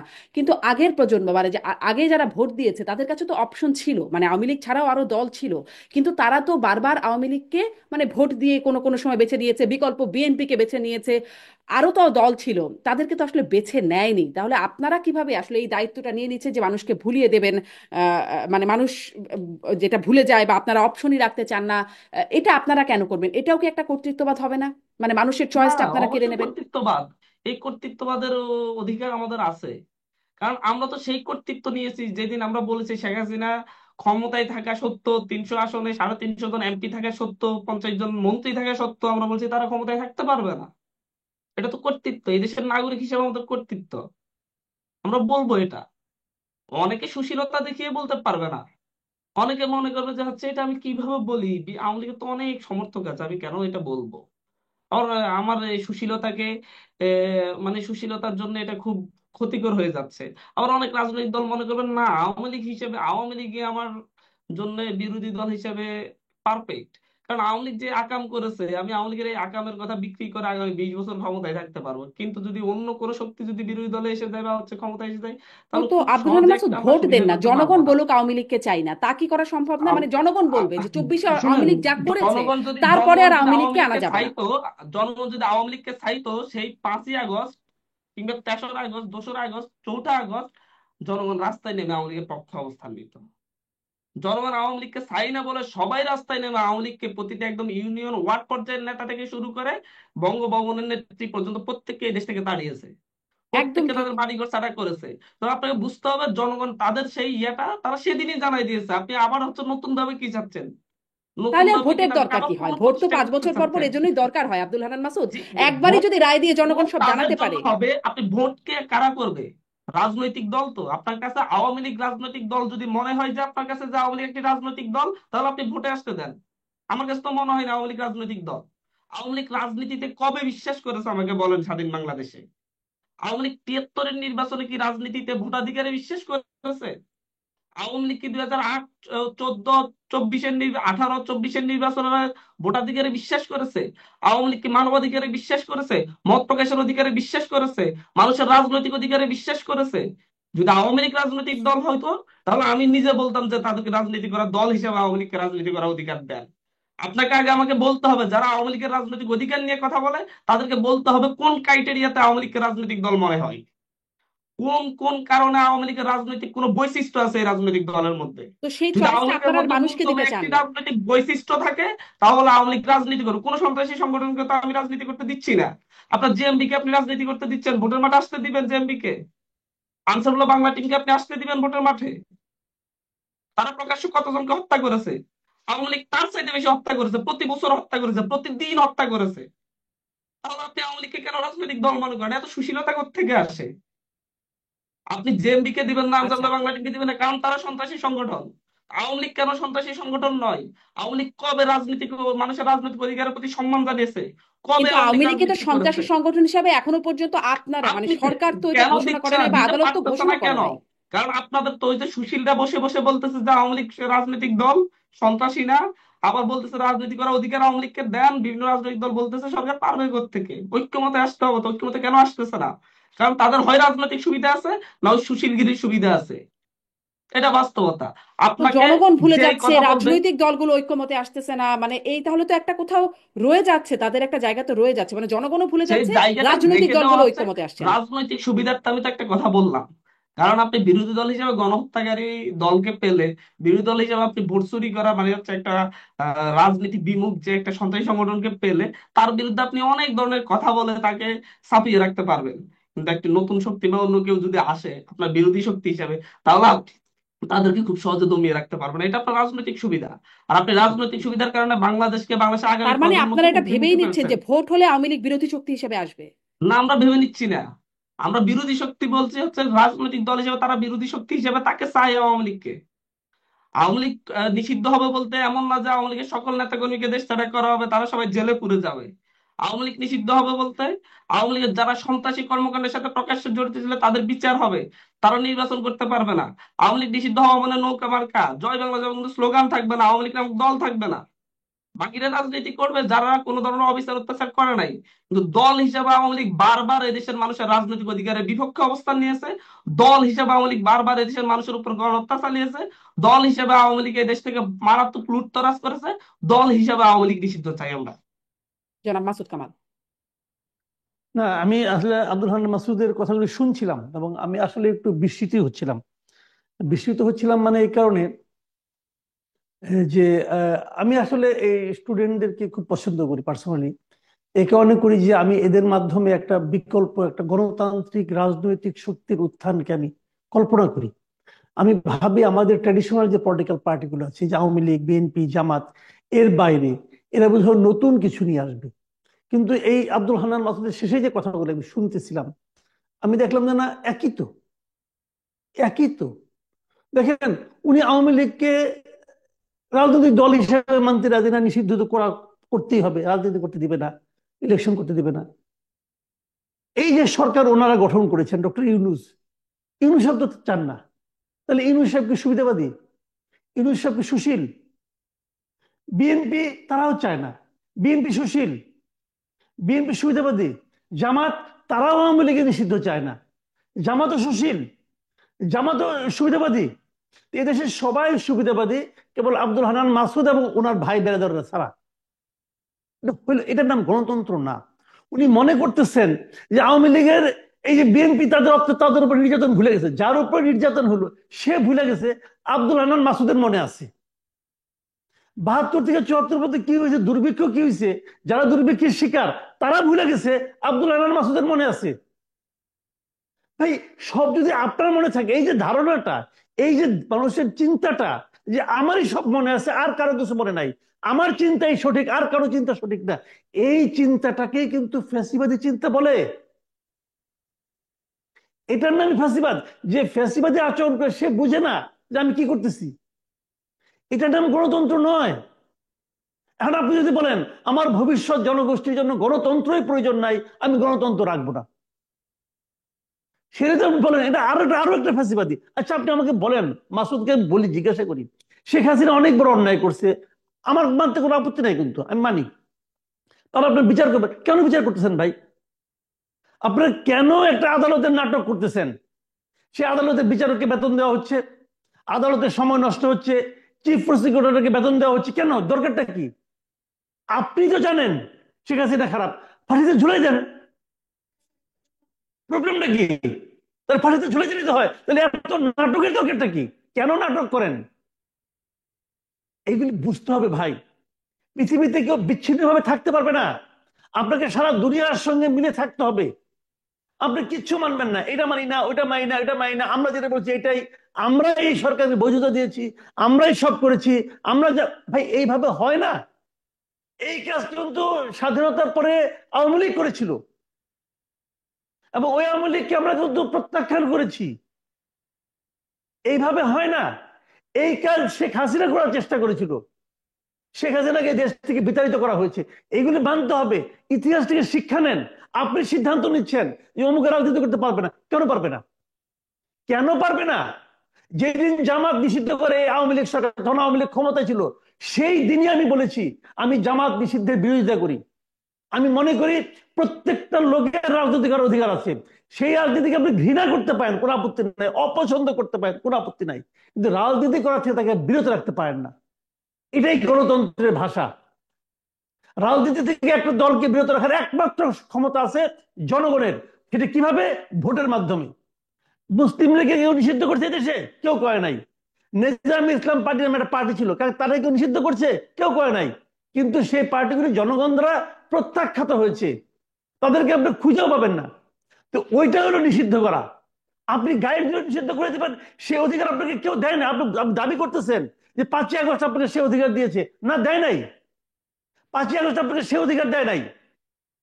5ই আগস্ট অধিকার দেয় নাই, এটা আগামী নির্বাচনে আপনি টের পাবেন।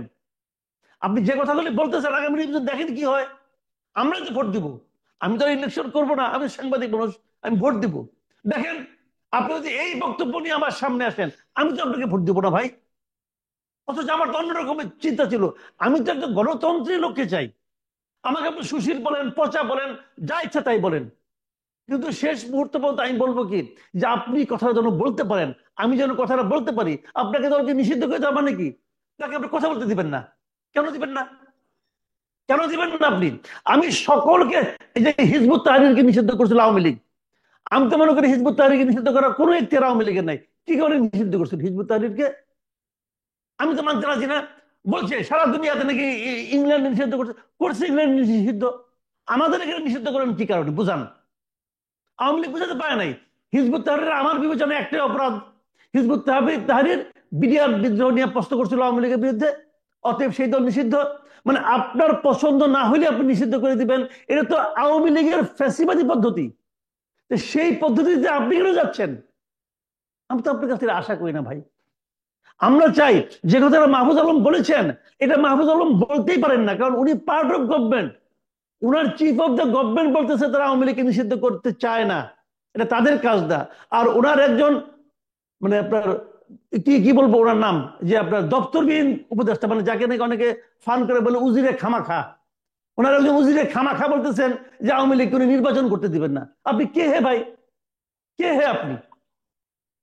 আপনাকে এই দেশে এই অধিকার আপনাকে এই দেশের মানুষ কে দিল, কবে দিল? দেখেন না কাগজটা দেখি একটুখানি, কবে আপনাকে দিয়ে দিল? এত বড় বড় কথা বলার লাভ নাই। এদেশে 20 কোটি মানুষ আছে এখনো। এই 20 কোটি মানুষের মানে একদম শেষতম যে মানুষটা, সেই মানুষটা আপনাকে এই প্রশ্নটা করবে তাকেও আপনাকে যোগ্য জবাব দিতে হবে, যদি আপনি এই কথা বলতে চান। সেই জবাবটা আপনার কাছে আছে প্রস্তুত? আপনি আওয়ামী একটু লীগের শুনি পলিটিক্যাল আব্দুল হান্নান কাকে মাসুদকে, একটু বলবেন? শুনি আব্দুল হান্নান মাসুদকে, একটু শুনি। জি, আব্দুল হান্নান মাসুদ। না, কথা হচ্ছে আওয়ামী লীগের রাজনীতি করবে। আমি তো বারবার বলছি আমরা সকল রাজনৈতিক দলের রাজনীতি করার পক্ষে। আওয়ামী লীগকে যদি আপনার কাছে রাজনৈতিক দল মনে হয় করুক, আমার কাছে রাজনৈতিক দল মনে হয় না।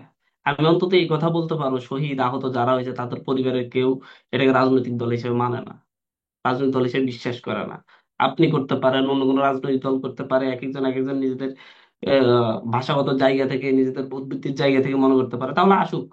এটা নিয়ে একটা ইয়া হোক, গণভোট হোক, যে আওয়ামী লীগ আগামী বাংলাদেশে রাজনীতি করবে নাকি করবে না, দেশের মানুষ সিদ্ধান্ত জানাক। এই ব্যাপারে আসেন সবাই একমত হই। রাজনৈতিক দলগুলোকে সবাইকে বলেন যে একসাথে একমত হই। আমি তো ওপেন চ্যালেঞ্জ দিচ্ছি যে সবাই একসাথে একমত হন, যে হচ্ছে আসি আমরা আওয়ামী লীগের রাজনীতির ব্যাপারে এই দেশের মানুষের উপর ছেড়ে দিয়ে একটা গণভোট করি। আপনি যখন হচ্ছে ব্যক্তি ব্যক্তি হিসেবে, যখন হচ্ছে আপনার বিভিন্ন জায়গায় ব্যক্তি, আওয়ামী লীগের মধ্যে 100% অসৎ আমি বলছি না, আমি দল হিসেবে আওয়ামী লীগকে সন্ত্রাসী বলছি। তখন হচ্ছে ব্যক্তির জায়গা থেকে 2-3 জন এমপি হয়ে গেলে, সেই 2-3 জন পরবর্তীতে, এই যে ভালো 2-3 জন এমপি হয়ে পরবর্তীতে তারা এটাকে বৃদ্ধি করে আরো খারাপ গুলা আইন আইন এমপি বানাবে, তৈরি হবে। তারপর তা আবার আমার 25 বছর 30 বছর পর আবার আমার ভাইদেরকে হত্যা করবে আওয়ামী লীগ আইসা। কারণ আওয়ামী লীগ 75 করছে, আবার হচ্ছে 24 এসে করছে, আবার পরবর্তী সুযোগ পেলে আরেকবার করবে। কথা হচ্ছে আওয়ামী লীগের ব্যাপারে, দেশে আওয়ামী লীগ যদি রাজনৈতিক দল হিসেবে হইতো, ক্ষমতায় থাকার যোগ্যতা থাকতো, তাহলে এই দেশের মানুষের প্রতিটা ইউনিয়নের মেম্বার থেকে শুরু করে এই দেশের মানুষ সবগুলার বাড়িঘর থেকে তাড়াতো না। তাড়িয়ে দিয়েছে তো। তাই শুধু শেখ হাসিনাকে তাড়াইছে আর বাকিগুলারে বসাই রাখছে। এখনো বলেন যে হচ্ছে কোন একটা ইউনিয়ন আওয়ামী লীগের সভাপতি বাড়িতে আছে, মানুষ যাই কি করে দেখেন। গণমানুষের কথা বুঝেন। আমি তো বুঝি, ফিল করি, দেখতেছি, আমরা তো মানুষের সাথে চলি। ওই যে বড় বড় নেতারা যারা ভাষণ দেয় যে হচ্ছে আওয়ামী লীগের পক্ষে, আওয়ামী লীগ রাজনীতি করবে, তারা গণমানুষের ভাষা বলতে হচ্ছে, তারা যায় একটা মঞ্চে উঠে আর ভাষণ দেয়। আমরা এখনো রাস্তায় হাঁটি, মানুষের সাথে কথা বলি, রাস্তার ধারে ডিম বিক্রেতা, রাস্তার ধারে সবজি ইয়া 5 টাকা করে ইয়া বিক্রি করে, বিস্কিট বিক্রি করে, এদেরকে জিজ্ঞাসা করে না এরা কি চাই। বাস্তবতা খুবই ভিন্ন। আওয়ামী মানে লীগকে তারা রাজনীতিতে টিকিয়ে গণমানুষের সাথে রাখার জন্য চলছে না, রাজনৈতিক ভারত দলগুলো কি একটা গণবিচ্ছিন্ন হয়ে প- যাচ্ছে? ভারত একটা পরিকল্পনা নিয়ে নেমেছে আওয়ামী লীগকে রাজনীতিতে রাখার জন্য। সেই রাজনীতিতে রাখার জন্য বাংলাদেশ থেকে ফুয়েল দেওয়া হচ্ছে, আওয়ামী লীগ রাজনীতি করুক, মানুষ বর্জন করে। তো মানুষ তাহলে 5 তারিখে কেন রাস্তায় নামতে হলো? মানুষ তো আবার ভোটের জন্য অপেক্ষা করতে, বর্জন করতো। আওয়ামী লীগ আবার, বিএনপি আবার রাজনীতি হিসেবে, মানে এইভাবে তো বারবার আমাদেরকে প্রতারিত করা হচ্ছে। আপনার বারবার রাজনীতির এইসব কথা বলে, রাজনৈতিক দলের ক্রাইটেরিয়া ঠিক করেন, যে রাজনৈতিক দল হইতে হলে একটি রাজনৈতিক দলের বৈশিষ্ট্য এগুলা হবে। আমরা সেই বৈশিষ্ট্য দেখব। দেখেন যে আওয়ামী লীগের কয়টি বৈশিষ্ট্য আছে রাজনৈতিক দল হওয়ার, তাহলে আওয়ামী লীগ রাজনীতি করবে। যদি আওয়ামী লীগ আব্দুল যদি হান্নান সেই মাসুদ, আমাকে রাজনৈতিক একটু দল এই হওয়ার প্রশ্নের বৈশিষ্ট্য উত্তরটা না দেন না। থাকে, একটু একটু কেন কি দেবেন আওয়ামী লীগ এই প্রশ্নের রাজনীতি উত্তরটা করবে? আব্দুল হান্নান মাসুদ? আমি যে চাই। তাহলে ঘুরে ফিরে কেন আওয়ামী লীগ আর বিএনপি ভোটে নির্বাচিত হয়ে এসেছে? সেটা সেটা সূক্ষ্ম সেটা কারচুপি, স্থূল অতীত। কারচুপি, মানে বাংলাদেশের সেটা যে ভোটের অতীত। ইতিহাস। সেটা অতীত, আগামীর জামাত ইতিহাস ছিল, নতুন ভাবে আরো রচিত অন্যান্য হবে। দল ছিল। আগামীর ইতিহাস নতুন ভাবে রচিত হবে। 5ই আগস্টের পরে আর আগের ইতিহাস চলবে না, নতুন ইতিহাস রচিত হবে। আগে সেই অতীতে ইতিহাস, আওয়ামী লীগ বিএনপি বারবার এসেছে, দুইটি বড় রাজনৈতিক দল ছিল। সামনের দিকে সেটা আর হবে না, এটা কিন্তু সেটা তো আসলে বাস্তবতা। জনগণ করেছে, তাই না? মানে সেই জনগণ তো ইতিহাসের রচয়িতা তো জনগণ। জনগণ যখন হচ্ছে একটি দলকে ক্ষমতাচ্যুত করছে গণ অভ্যুত্থানের মধ্যে দিয়ে, সে আর কোনোদিন আর বিরোধী দল কিংবা হচ্ছে সরকারি দল আসে নাই। এরকম ইতিহাস খুবই কম, এটাও মাথায় রাখতে হবে। এখন আমি আপনারাই বলে দেবেন যে আমি আসলে তারা কেন হচ্ছে নির্বাচনে। আমি কেন হচ্ছে রাজনীতি করে, আপনি বলছেন আওয়ামী লীগের রাজনীতি করার অধিকার কে কে এটা নিবে? আমি তো বলতেছি আমার গত 2 বছর ভোট যে দিতে দেয় না, সে ভোট করতে পারবে না। আমি এটা বলতে পারবো না, তাহলে তার শাস্তি হলো কি? সে তো আবার এসে আমার সাথে সুষ্ঠু নির্বাচন, সেটা হচ্ছে সেখানে এসে সে আমার সাথে, আমাদের ভালো প্রার্থীগুলোর সাথে, যাদেরকে ভোট করতে দেয় নাই, নির্বাচন করতে দেয় নাই, তাদের সাথে সে ভোট করবে। তো আপনারা সুষ্ঠু এটা কি ভোট করেন ধরছেন? না, সুষ্ঠু ভোট করেন, আওয়ামী লীগকে আমি মানুষ বর্জন বলতেছি করুক। আপনি কেন হচ্ছে রাতের ভোট করা লোকগুলা, দামি ভোট করা লোকগুলা, 14তে বিনা ভোটে নির্বাচিত হওয়া লোকগুলা, এগুলা কেন আবার আগামী নির্বাচনে প্রার্থী হবে? প্রতিটা উপজেলা চেয়ারম্যান যেগুলো আওয়ামী লীগ আমলে ভোট কারচুপি করে, প্রকাশ্যে ভোট চুরি করে, যারা হচ্ছে ইয়াতে নিজেদেরকে উপজেলা চেয়ারম্যান ঘোষণা করলো, তারা কেন আবার নির্বাচন করবে আমার সাথে? তাহলে কিসের শাস্তি তাদের? সে যে আমার তাদের অধিকার শাস্তি কেড়ে নিয়েছে, আদালতে তার হবে না? শাস্তি মানে কই? তাদের নামে বিচার, তাদের মামলা শাস্তি হয়েছে, কই? বিচার কি হবে না? এই দলগুলা যারা আমার ভোটের অধিকার কেড়ে নিয়েছে দীর্ঘ সময় ধরে, তার ভোটের অধিকার নিয়ে আমার তো মায়া কেন নাই কেন? খুনির আপনার খুনির ইয়া নিয়ে, খুনির জন্য কত মায়া কান্না। মানে হচ্ছে যে এই আমার কথাটা ভাইকে শেখ সরকার হাসিনাও খুন বলতেন, করছে, যে এত আপনার জনাব মায়া আব্দুল কান্নার হান্নান কি লাভ মাসুদ। নাই? না, শেখ হাসিনা বলতো ঠিক আছে, প্রকাশ্য দেখেছি তো শেখ হাসিনা কি বলতো, এখন শেখ হাসিনার কথার সাথে যদি আপনি মিলিয়ে ফেলেন তাহলে তো আমার কিছু করার নাই। যে আপনার নিজের ভোটের অধিকার কেড়ে নিছে, তার ভোটের অধিকার নিয়ে আপনার কত মায়া কান্না। যে আপনার নিজের ভাইকে আপনার সামনে খুন করেছে, তার ইয়ে নিয়ে, অধিকার নিয়ে আপনার কত মায়া কান্না। সরি, আমি তো এরকম সুশীল হইতে পারি না। আমার আপনি শেখ হাসিনা বলতে পারেন, শেখ মুজিব বলতে পারেন, আমার আপনি ফ্যাসিস্ট বলতে পারেন, স্বৈরাচার বলতে পারেন। আমি তো বলতেছি এদেশে প্রতিটি মানুষ ভোট দিবে। ভোটে তাদের অপশন থাকবে, প্রতিটা রাজনৈতিক দল অপশন থাকবে। যাদের রাজনৈতিক দলের বৈশিষ্ট্যগুলো আছে তার অপশন থাকবে।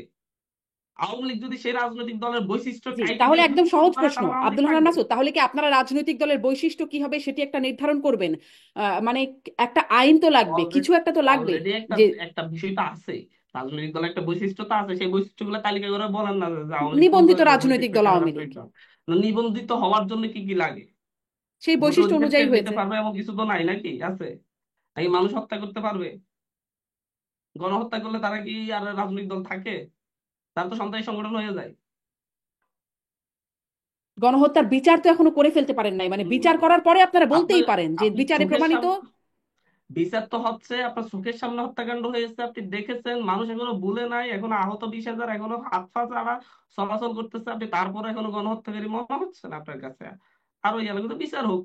আমরা আমরা তো মনে বলতেছি হচ্ছে না, বিচারের বিষয়টা তা মাধ্যমে না, যাক, মনে হচ্ছে না, এটা নিষিদ্ধ বিষয়টা হোক। একদম তা না আব্দুল হান্নান মাসুদ। এই জন্যই বলছি যে নির্বাচন দিয়ে মানুষের কাছে মনে হলে মানুষের তাদের প্রত্যাখ্যান করবে, যেমন করে 5ই আগস্টে তাদেরকে তাড়িয়েছে, আমি তেমনি প্রত্যাখ্যান করবে। হ্যাঁ, মানুষ প্রত্যাখ্যান করবে। মানুষের, আপনি কাকে প্রত্যাখ্যান করার সুযোগ দিচ্ছেন? হত্যাকারীকে? আমি তো কোনোদিনও আমার যে আমাকে গত দুইটা ইলেকশনে আমাকে ভোট দিতে দেয় নাই, আমার সামনে, আমার কেন্দ্র, আমি কেন্দ্রে গেছি, আমাকে ধাক্কা মেরে বের করেছে, সে আবার নির্বাচন করবে, সেটা আমি কিভাবে মানবো সে রাজনৈতিক নেতা বলে? আপনারা মানতে পারেন, আমি তো মানবো না। কারণ আমি যদি ফ্যাসিস্ট হই, আমি যদি স্বৈরাচার হই, লাইনটাকে কেটে গেল। জি, লাইনটা আসলে পাওয়া যাচ্ছে কিনা জানি না। আমি এই ফাঁকে কয়েকটা মন্তব্য পড়ে ফেলি। সাইফুল চাটখিল, হান্নান ভাইরা যত কিছুই বলুক, ছাত্র উপদেষ্টাদের পদক্ষেপের মধ্যেই ছাত্ররা নতুন দলের ঘোষণা দেবে, যতই বলুক ওনারা এইটার সাথে নাই, কিন্তু ওনারা যেহেতু ওখান থেকে এসেছেন তাই নিরপেক্ষ সরকার অবশ্যই প্রয়োজন। সোহেল আহমেদ বলছেন, বলে একে বলে দিন পুলিশ দিয়ে তাদের ধরিয়ে দিতে, মানুষ তাদেরকে বসানোর জন্য জীবন দেয় নাই, মানুষ নির্বাচনের জন্য জীবন দিয়েছে। আশিক ফকির বলছেন, ইউনূস স্যার আপনাদের নেতা নন, তাহলে ওনার সরকারের বিরুদ্ধে কথা বললে আপনাদের সমস্যা কি? আতিউর রহমান, একজন সমন্বয়কও স্বৈরাচারের গুলিবিদ্ধ না হওয়ার কারণ কি? আব্দুল মমিন বলছেন, আপনারা দ্রুত রাজনৈতিক দল গঠন করুন, ভোটে আসুন, শুভ কামনা রইল। অ্যাভেঞ্জার্স চাই, বিশ্বের কোন ডেমোক্রেসিতে নিউট্রাল গভর্নমেন্ট দিয়ে ইলেকশন হয়? আমাকে দেখান। তাহলে বিএনপি কেন গভর্নমেন্ট ফর্ম করতে চায়? বিএনপি তো একটা পলিটিক্যাল পার্টি। তানভীর হাসান বলছেন, আওয়ামী লীগের একজন লোকও কি বলেছে তারা তারা খারাপ লোকদের দল থেকে বের করে দিয়ে শুদ্ধ হয়ে ফিরে আসবে? বলে থাকলে তারা কারা, দু একজনের নাম একটু বলুন তো। মাহতাব সোহেল মাসুদ, তোমাদেরকে যারা এখন ফাইন্যান্স করছেন তারা ঠিক কি কারণে ফাইন্যান্স করছেন? এই এই এই জায়গাটায় আসলে কয়েকটা প্রশ্ন আছে মাসুদ, আব্দুল হান্নান মাসুদ। সেখানে মানে আপনাদেরকে কেউ ফাইন্যান্স করছেন আসলে? মানে আপনারা রূপায়ণ টাওয়ারে যেই মানে অফিস কার্যালয় নিচ্ছেন, বা বিভিন্ন কর্মসূচি চালাচ্ছেন, এই জন্য আপনাদেরকে কেউ ফাইন্যান্স করছেন আসলে? না, আমি বুঝতে পারছি না যে আমরা আন্দোলন করার সময় কিন্তু কেউ আমাদেরকে জিজ্ঞাসা করে না যে আন্দোলন পরিচালনার জন্য, মাইক ভাড়ার জন্য, ইয়ার জন্য তোমরা টাকা কই পাচ্ছিলে। এবং একই সাথে হচ্ছে আপনার বিএনপিও তো রাজনৈতিক দল, জামাত রাজনৈতিক দল, এরপরে হচ্ছে আপনার ইয়া রাজনৈতিক দল, গণ অধিকার রাজনৈতিক দল, অনেক রাজনৈতিক দল আছে, অনেক সামাজিক সংগঠন আছে। এই প্রশ্নগুলো কারা করছে? তো মানুষ ফাইন্যান্স না করলে টাকা কোত্থেকে আসছে? আমরা কি চুরি করছি, না কোথাও ডাকাতি করতেছি, না কোথাও দেখছি? কারা করছেন ফাইন্যান্স, কারা মানুষ করছেন? পায়, যারা আমাদেরকে ভালো জানে, যারা চায় যে আমরা নতুন ভাবে আসি, তারাই আমাদেরকে ফাইন্যান্স করছে। কারা তারা, এখন মানে তারা তো খারাপ কিছু কখনো করছেন না তো, কারা তারা ফাইন্যান্স আমরা যারা জানতেই তো পারি। করছে তাদের নাম তো আর হচ্ছে কেউ বলে না, বলার কেন, তারা প্রয়োজন তো আসলে খারাপ মুখে কিছু প্রকাশ করছেন কি? করে না। আপনাদের ফাইন্যান্স করা তো না খারাপ না, কিছু না খারাপ কিছু নিশ্চয়ই। বলছে, করছে না করছে সেটা ব্যাপার না, এটার একটা গোপনীয়তা থাকেই। আমাকে ফাইন্যান্স করছে, সেই ফাইন্যান্সের হিসাব আছে, কারা করছে সেটা অডিট হবে, অডিটে জানা যাবে। এটা যেটা একটা তো সেটা কি আমরা জানতে পারি না? সংগঠনের এটার মধ্যে বৈশিষ্ট্য স্বচ্ছতা হতে থাকলে পারে। সমস্যা আছে? অবশ্যই স্বচ্ছতা, আবার স্বচ্ছতা অবশ্যই থাকবে, সেটা অডিটের মাধ্যমে আসবে। সেটা তো আপনি আমাকে ডিরেক্ট জিজ্ঞাসা করতে পারেন না কে করছে, সে কে, তার পরিচয় কি, এটা জিজ্ঞাসা করা যায় না কখনো। আপনি কি বিএনপি কে একই কথা জিজ্ঞাসা করবেন? ইয়ে করবো না। আমরা নিজেরাও তো নিজেদের পকেট থেকে যখন টিউশনি করতাম তখন নিজেদের টাকা দিয়ে আমরা আন্দোলন করছি। আমরা এর আগে ছাত্র শক্তি নামে একটি ছাত্র সংগঠন করেছি। আমরা এর আগে ছাত্র অধিকার পরিষদ করেছি। আমরা মানে এরকম তো প্রত্যেকেই করে। তো প্রত্যেকে তো এইভাবে আপনি আইসা কে করছে তোমাকে ফাইন্যান্স, কে করছে না, এইভাবে তাহলে কখনো জিজ্ঞেস রূপায়ণ করছে আমি টাওয়ারের শুনি নাই। ভাড়াটা কে দেয়, এই মানে আজকে কে প্রথম দেয় শুনলাম। রূপায়ণ টাওয়ারের যে ভাড়া পরিশোধ করেন নাকি, ওটা আপনারা পেয়ে গেছেন ওই যে কোনোভাবে? ওই যে শুভাকাঙ্ক্ষীরা দেয়, যারা আমাদেরকে ভালো জানে, যারা আমাদেরকে পছন্দ করে, তারাই দেয়। এটা একটা অডিট রিপোর্ট হচ্ছে, যখন আমাদের ইয়ে হবে তখন অডিট রিপোর্ট প্রকাশ করা হবে, ইয়ে করা হবে, এটা অডিট করানো হবে স্বাধীন কোনো সংস্থা দিয়ে। কি করা হচ্ছে? হ্যাঁ, কিন্তু এখন বলতে সমস্যা। মাসুদ কামাল, একটু শেষ করার দিকে এখন যাই এখন আস্তে কেউই আস্তে। বলে না এইভাবে, এভাবে কেউই বলে না। আপনি বছরে হঠাৎ করে কোনো দলকে জিজ্ঞাসা করলে সে বলে না যে হচ্ছে আমাকে অমুকে এত টাকা করে দিয়েছে, এইভাবে চলতেছে। কিন্তু আমার কাছে এটা এটাই প্রশ্ন, সিস্টেম নেই। আগের সব নাকি ইতিহাস চলে যাবে? আপনারা তো স্বচ্ছতার সাথে থাকার কথা ছিল, হ্যাঁ, আমরা মানে সত্য, আপনারা আমরা তো স্বচ্ছভাবে সেটাই বলতে বলছি যে বললে অডিট, তো সমস্যা কি আছে? অডিট অডিট করেই তো আপনারা অডিট রিপোর্ট পাবেন, সেখানেই তো আপনারা পেয়ে যাবেন। সুতরাং তো একটা সময় অনুযায়ী তো আপনাকে দিতে হবে। আমি তো প্রতিদিন এসে এসে কেন বলবো না আমার গতকালকে অমুক এত টাকা দিয়েছে, এটা দিয়ে আমার চলতেছে। সেটা তো আপনিও জানতে চাইতে পারেন না। না, গতকালকে কে টাকা আমার দিয়েছে কাছে সেটা হয়তো না না বলেন, না না, কিন্তু তো কার ইস্যুটা এমনই। ফাইন্যান্সে আপনারা, কারণ ধরেন এগুলো বড় বড় ফাইন্যান্স রাজনৈতিক দলগুলো তারা একটা, মানে আপনারা তো ছাত্র, মানে সবাই তো, ছাত্র অবস্থায় আমরা আমরা জানি যে আমরা 2 টাকা একটা 5 টাকা পলিটিক্যাল 10 টাকা 15 টাকা প্ল্যাটফর্মের দিকে থাকে হাতে। আগাচ্ছি, এবং হচ্ছে আমাদেরকে তো আরো বেশি ফাইন্যান্স করার কথা। রাজনৈতিক দলে শুধু রাজনৈতিক মতাদর্শের লোকরা ফাইন্যান্স করে, আমাদের তো তার চাইতে বেশি ফাইন্যান্স করা দরকার। সকল মতের মানুষজন এসে ফাইন্যান্স করার কথা, কারণ আমরা নতুন কিছু তৈরি করতে চাচ্ছি। জি, সেটাই একটু আসলে জানতে চাচ্ছিলাম যে কারা ফাইন্যান্স করে এটার মধ্যে। জনাব মাসুদ কামাল কিছু যোগ করবেন? আমি আসলে এত মন্তব্য আসছে, সব আসলে পড়ার সুযোগও হয় না, একটু যদি আপনি মানে শেষের দিকে। শেষ করেন, অনেক প্রায় 1.5 ঘন্টার মতো হয়ে গেছে প্রোগ্রাম। এত লম্বা প্রোগ্রাম লোকে দেখে কিনা আমি জানি না। যাই হোক, দেখে তবে দেখে আমি অনেক একটু মানুষ আমি দেখছেন। একটু আপনাকে শেষ দিকে কথাগুলি বলি। যেমন ধরেন আহ হান্নান মাসুদ যে কথাগুলি বলেন, আমি এই রূপায়ণ টাওয়ার নিয়ে বলি। রূপায়ণ টাওয়ার নিয়ে কিন্তু একটা প্রশ্ন উঠেছে। কেন উঠলো বলেন তো? বিএনপির কেন্দ্রীয় কার্যালয় নিয়ে তো প্রশ্ন ওঠে না। আওয়ামী লীগের যে ধানমন্ডিতে অফিস ছিল সেই নিয়ে তো উঠে না। তো রূপায়ণ টাওয়ার নিয়ে কেন উঠলো? ওঠার কারণ হলো দুটো। দুটো কারণ কি, মানুষ ধরেই নেয় ওই রাজনৈতিক দলগুলোর ট্রেডিশনাল দল, এবং তারা মানুষের কাছ থেকে, ব্যবসায়ীদের কাছ থেকে টাকা দিবে, নিয়ে তাদেরকে আবার ব্যবসায়িক সুবিধা দিবে বিনিময়ে। কাজেই তারা এটা করবে, ধরে নিছে। আর এদের ব্যাপারে মানুষের একটা বড় প্রত্যাশা যে এরা স্বচ্ছ, এরা ট্রান্সপারেন্ট রাজনীতি করবে। এই জন্য এই প্রশ্নটা কিন্তু এখানে উঠেছে, অন্য কোনো কারণ না। আর একটা কারণ হলো এরা সব স্টুডেন্ট, এদের নিজস্ব কোনো ইনকাম নেই। স্টুডেন্টদের তো ইনকাম থাকার কথা না। স্বাভাবিক নেবে, দু একজনের ব্যতিক্রম থাকতে পারে, টিউশনি করে, কেউ কেউ অনলাইনে বিজনেস করে, আছে কেউ কেউ দাবি করে জানি অনেক টাকা তাদের আছে, ব্যবসা করে পায়, বলছে অনেকে, আমি শুনলাম। সেটাও হতে পারে, কিন্তু সেটা কিন্তু ব্যতিক্রম। সেটা কিন্তু তার ঘরের জন্য। সেটা কি পার্টির জন্য? যদি পার্টির জন্য হয় সেটা বলা যায়। এখন যেহেতু প্রশ্নটা উঠেছে, সেহেতু আমি মনে করি উনাদের উচিত এই ব্যাপারটা ক্লিয়ার করা। প্রতিদিন হিসাব দেওয়ার দরকার নাই, প্রতিদিন হিসাব দেওয়ার দরকার নেই। জাস্ট বলে দিলেই হয়, একটা প্রেস ব্রিফিং করে, একটা প্রেস কনফারেন্স করে, আমাদের এই ভবনটার ভাড়া এত টাকা, এই ফ্লোরটার। ওনারা একটা বড় গুরুত্বপূর্ণ জায়গায়, একটা দামি জায়গা নিয়েছেন ওনারা। রূপায়ণ টাওয়ার অনেক বড় একটা জায়গা, এবং বাংলা মোটরের একদম মোড়ে। এটা খুব মানে গলির মধ্যে দোকান, না কিন্তু বিল্ডিং না কিন্তু। এই ভবনের ভাড়া অনেক বেশি। তো বললেই পারে এই ভবনে এত টাকা ভাড়া, আমরা এই টাকাটা এইভাবে নিয়েছি, আমরা একটা হিসাব, প্রাথমিক হিসাব দিয়ে দিলাম।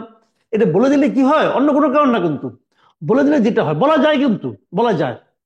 তো বলে দিলে হয় কি, মানুষের যে সন্দেহটা, এটা দূর হয়ে যায়। আপনি যত ইনে বিনে বলবেন অডিট করব, হ্যান করব, ত্যান করব, তত মানুষের সন্দেহ বাড়তে থাকবে। আপনারা সামনে নির্বাচন করবেন, এই সন্দেহগুলো কিন্তু আপনাদের নির্বাচনের ভোট প্রাপ্তির ক্ষেত্রে পজিটিভ কোনো ভূমিকা রাখবে না, পজিটিভ কোনো ভূমিকা রাখবে না। সন্দেহ বাড়তে থাকবে। আমি আরেকটা কথা বলি, আপনাদের নিশ্চয়ই মনে আছে মাঝখানে ওবায়দুল কাদের সাহেবের একটা ঘড়ি বিলাস ছিল। ওনার হাতে উনি দামি দামি ঘড়ি পরতেন। এক একটা ঘড়ির দাম ছিল 30 লাখ টাকা, 35 লাখ টাকা দামের ঘড়ি। ওনাকে জিজ্ঞাসা করা হয়েছিল, এই ঘড়ি আপনি কোথায় পেলেন? উনি বলেছেন যে ওনাকে নাকি অনেকে গিফট করে। ভাই, গিফট কাকে করে লোকে, কখন করে? আমাকে তো গিফট করে না কেউ। কেন করে না? যে আমার কাছ থেকে তো ফেরত পাওয়ার কিছু নাই, আমার তো কিছু প্রতিদান দেওয়ার ক্ষমতা থাকতে হবে। একজন যোগাযোগ মন্ত্রীর প্রতিদান দেওয়ার ক্ষমতা আছে, উনি ওনাকে একটা কাজ পাইয়ে দিবেন, অথবা কিছু একটা করে দিবেন, একটা তদবির করবেন। এই আশায় 30 লাখ টাকা যখন গিফট দেয়, বুঝতে হবে কিন্তু সে 30 কোটি টাকা ইনকাম করে নিয়ে যাবে। তো যখন এই গিফটটা এই দলকে দেয়, তখন বুঝতে হবে যারা দেয় ভাই, ফকিররা দেয় না, ব্যবসায়ীরা দেয়। ব্যবসায়ীরা কখনো টাকা পয়সা দেয় না, তারা টাকা পয়সা ইনভেস্ট করে। মাথায় রাখতে পারে, it's one kind of investment. এবং এই ইনভেস্টমেন্টের তারা রিটার্ন চায়।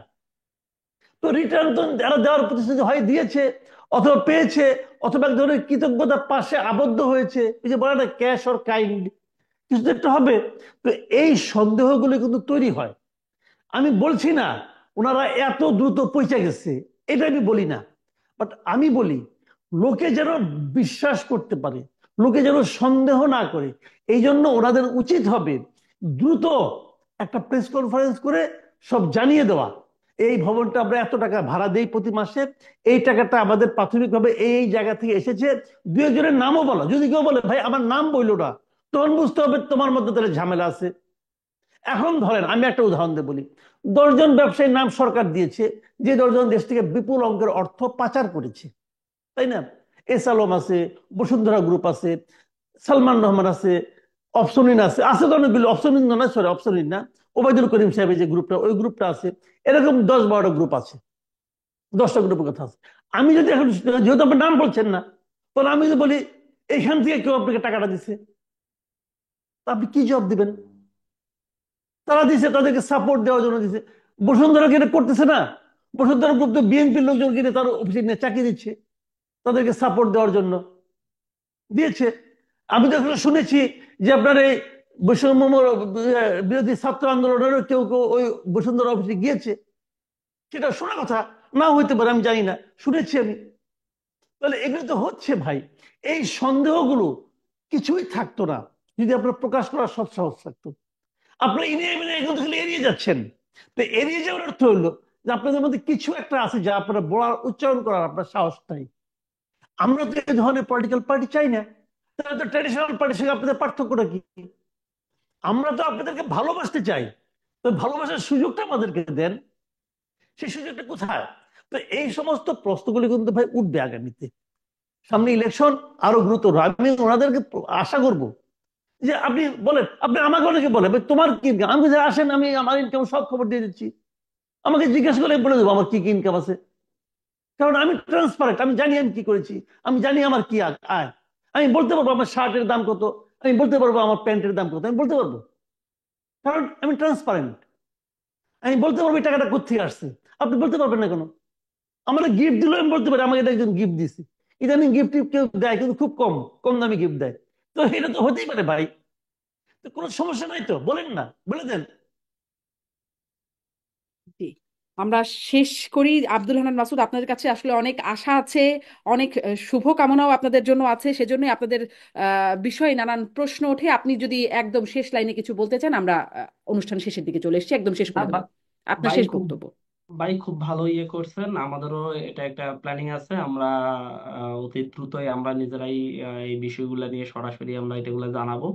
পলিটিক্যাল পার্টি গঠনের আগেই আমরা হচ্ছে আমাদের এখান থেকে আমাদের এই নেতৃত্বে যারা চলে যেতে চাচ্ছে রাজনৈতিক দলে, তারা যাওয়ার আগে এই বিষয়গুলো জানিয়ে যাবে প্রকাশ্যে।